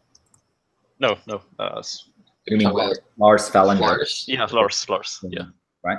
Yeah. To just witness, in standard duel fashion. Wait, what do you want me to witness? Like, he's already a little drunk, Yeah. but this is still in the evening. Hesperos. What about the bastard? He's challenged us to a fight. What? How'd that happen? Well, he's been hunting us for a while now, and Yeah, I know. You told me about it. I have silver arrows prepared for that bastard. we would like you to just witness and not interfere. Where you're going to fight him just like that? He's a Yes. monster. He has no honor. He's a murderer and a monster. Well, if you want to join, Of course I do. do you? Yes, of course. Yeah. Well, we're gonna fight him midday. By Tomorrow. midday. Is it tomorrow? Have we slept yet? Yeah, it is still evening. Yeah, we just got back. Yeah, tomorrow. Tomorrow at midday. Where? He's not coming to the village, is he? Outside the village, not in it. How far? I don't want you to go alone, so you can come with us. I won't tell you where it is. What? What do you mean you won't tell me where it is? I will allow you to come with us, but I don't want you to go alone out there, so you will follow us, okay? All right. You trust this thing not to bring a whole bunch of cutthroats with him? We should probably take half the militia, hunt him down like a beast. I don't think he has enough people with him. We picked the spots out in the open, so we can't bring too many. That's smart, at least, I suppose. All right, I'll prepare my silver arrows. Tomorrow the beast dies. It's about time.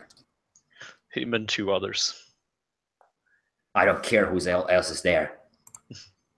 But if they stand with the beast, they'll die with it. Okay. Yeah. You sense like really strong hate. See it in his eyes. Yeah. I forgot Hesperos killed one of his, was it? Yes. Yeah. Hesperos was once from Owl Lake himself. Yeah. He gives you a nod, runs his fingers over his like bald head, and says, "I'll be here first thing in the morning," and heads off. Yeah.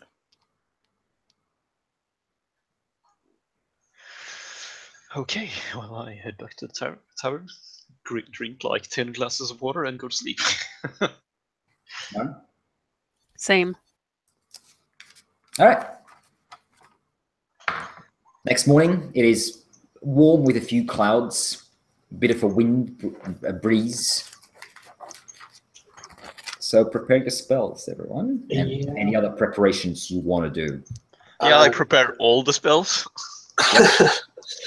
I've got myself prepared. I don't know that I'm going to have time before I have to leave for work to do a full fight. Right, so when do you need to leave? No, probably not. Well, I mean, half hour, 40 minutes. Okay, yeah. I'm not sure. No, we're not going to go into the fight then if it's only that long. Yeah. We just finished the preparations and we'll jump in with the fight next time. That's fair enough. Cool. Probably take about a good hour, I'd say, to fight, so we don't want to do it too much. Okay, so what is there anything else you want to prepare before you head? I mean, you have like take maybe like 2 hours to get to the spot that you've chosen, maybe an hour and a half at the most. So you have a couple hours after waking up. Is the Chain of Winds attunement? Yes. Then I'll attune to that in the morning. Okay, that's not a problem. Other than that, I'm good. Okay. Anyone else? Anything? Any equipment you might want to grab? Any people you might want to talk to? I'll tell Mayor Shaylee to, if Hadley comes, to just have him wait in our rooms, and if we're not back by nightfall, then he can be on his merry way, I guess. Okay. Because then we're probably dead. Okay, fair enough. Do you tell her that in those words? Actually, probably, yeah. Okay. She looks at you and says, dead? What do you mean dead? It's a long story. I'll tell you later. Does that have anything to do with Lars? He seemed quite upset last night. What's going on? Try not to get him killed, but he insisted on coming along. Where are you going? Danger again? Werewolf hunting. Werewolf? I see. I thought... I think he would have deserved a few days of rest. But I suppose you know best. Please, if... Are you talking about Hesperos? I would hope he's the only one on the island. I don't know. I've only recently heard myself. Listen, Hesperos...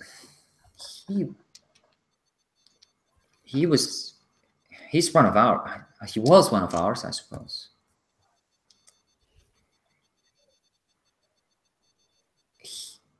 He killed a woman. Her name was Evelina. We found him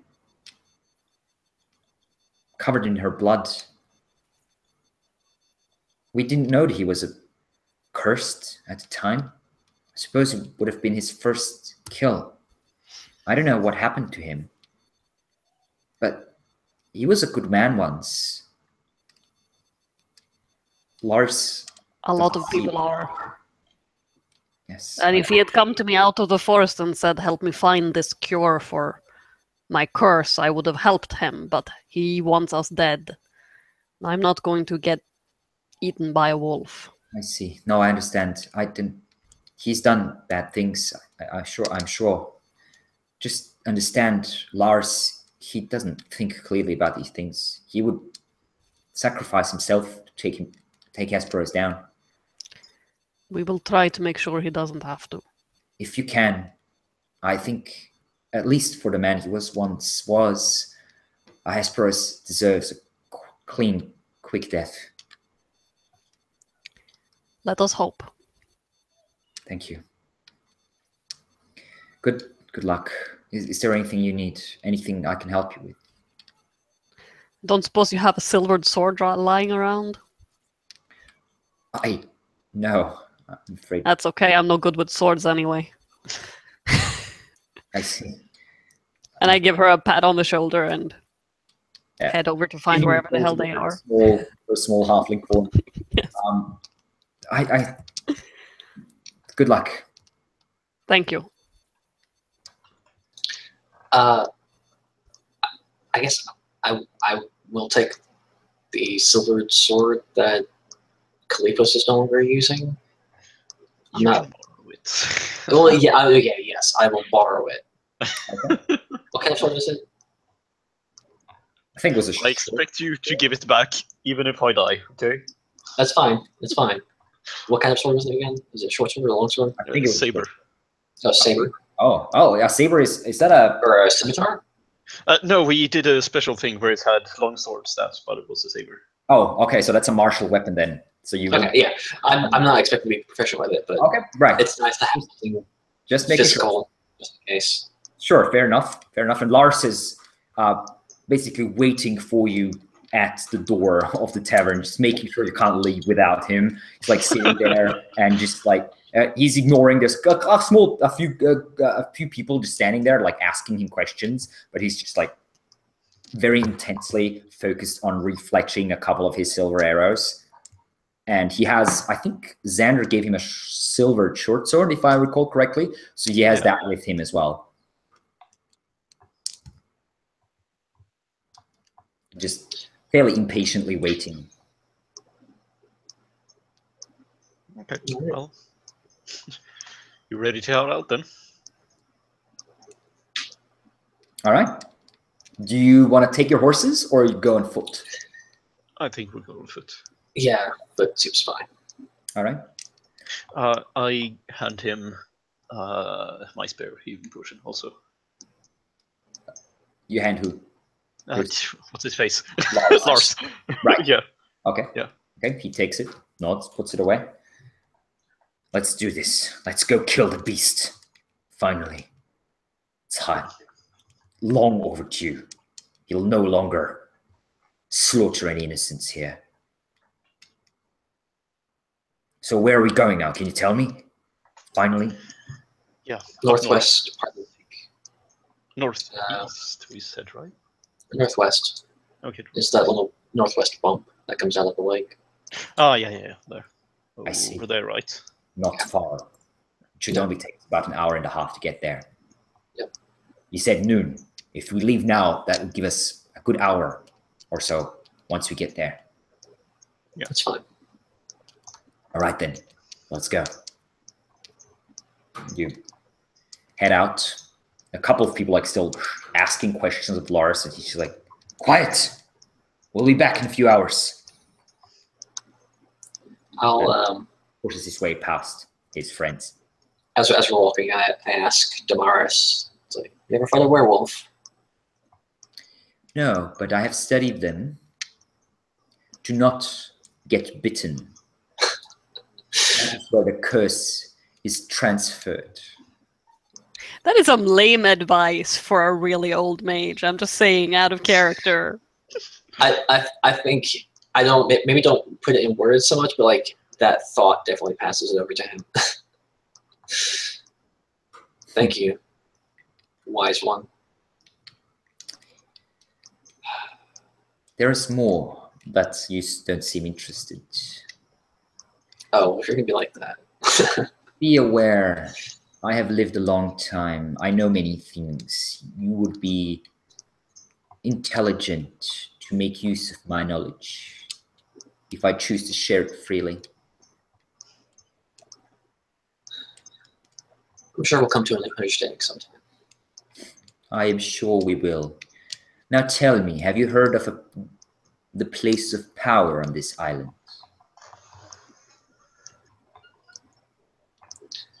I've got a few hunches towards a few places.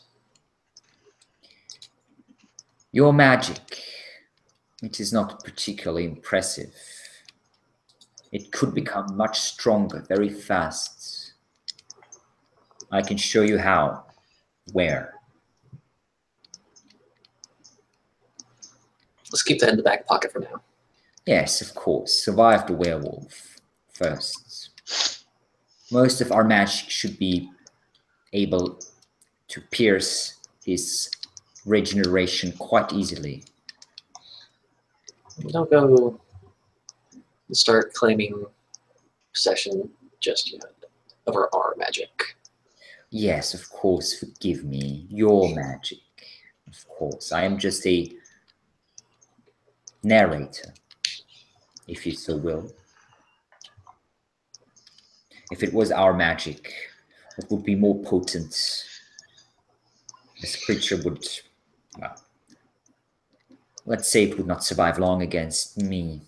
You were lucky that I was preoccupied and surprised by your presence. But that, I suppose, is neither here nor there. I don't respond. Don't die. I just laughed a little bit. All right. And as you're heading with, I suppose, two companions now, in some ways, onto your final, potentially final confrontation with Kane and Hesperos. That's where we'll end it for the evening. Zann'der is in the ground. The pirates are defeated. It looks like one of them still sort of lingering around a bit, but nonetheless, and next time we will see if the same thing will happen to Hesperos and his followers, and whether this island will be one werewolf less or 3 more. Probably a little bit of both. Probably a little bit of both. That is correct. All right, then. Thank you guys for watching. Hopefully it won't take quite as long for us to find our next session, but we will see. Until then, we'll see you around. Bye-bye.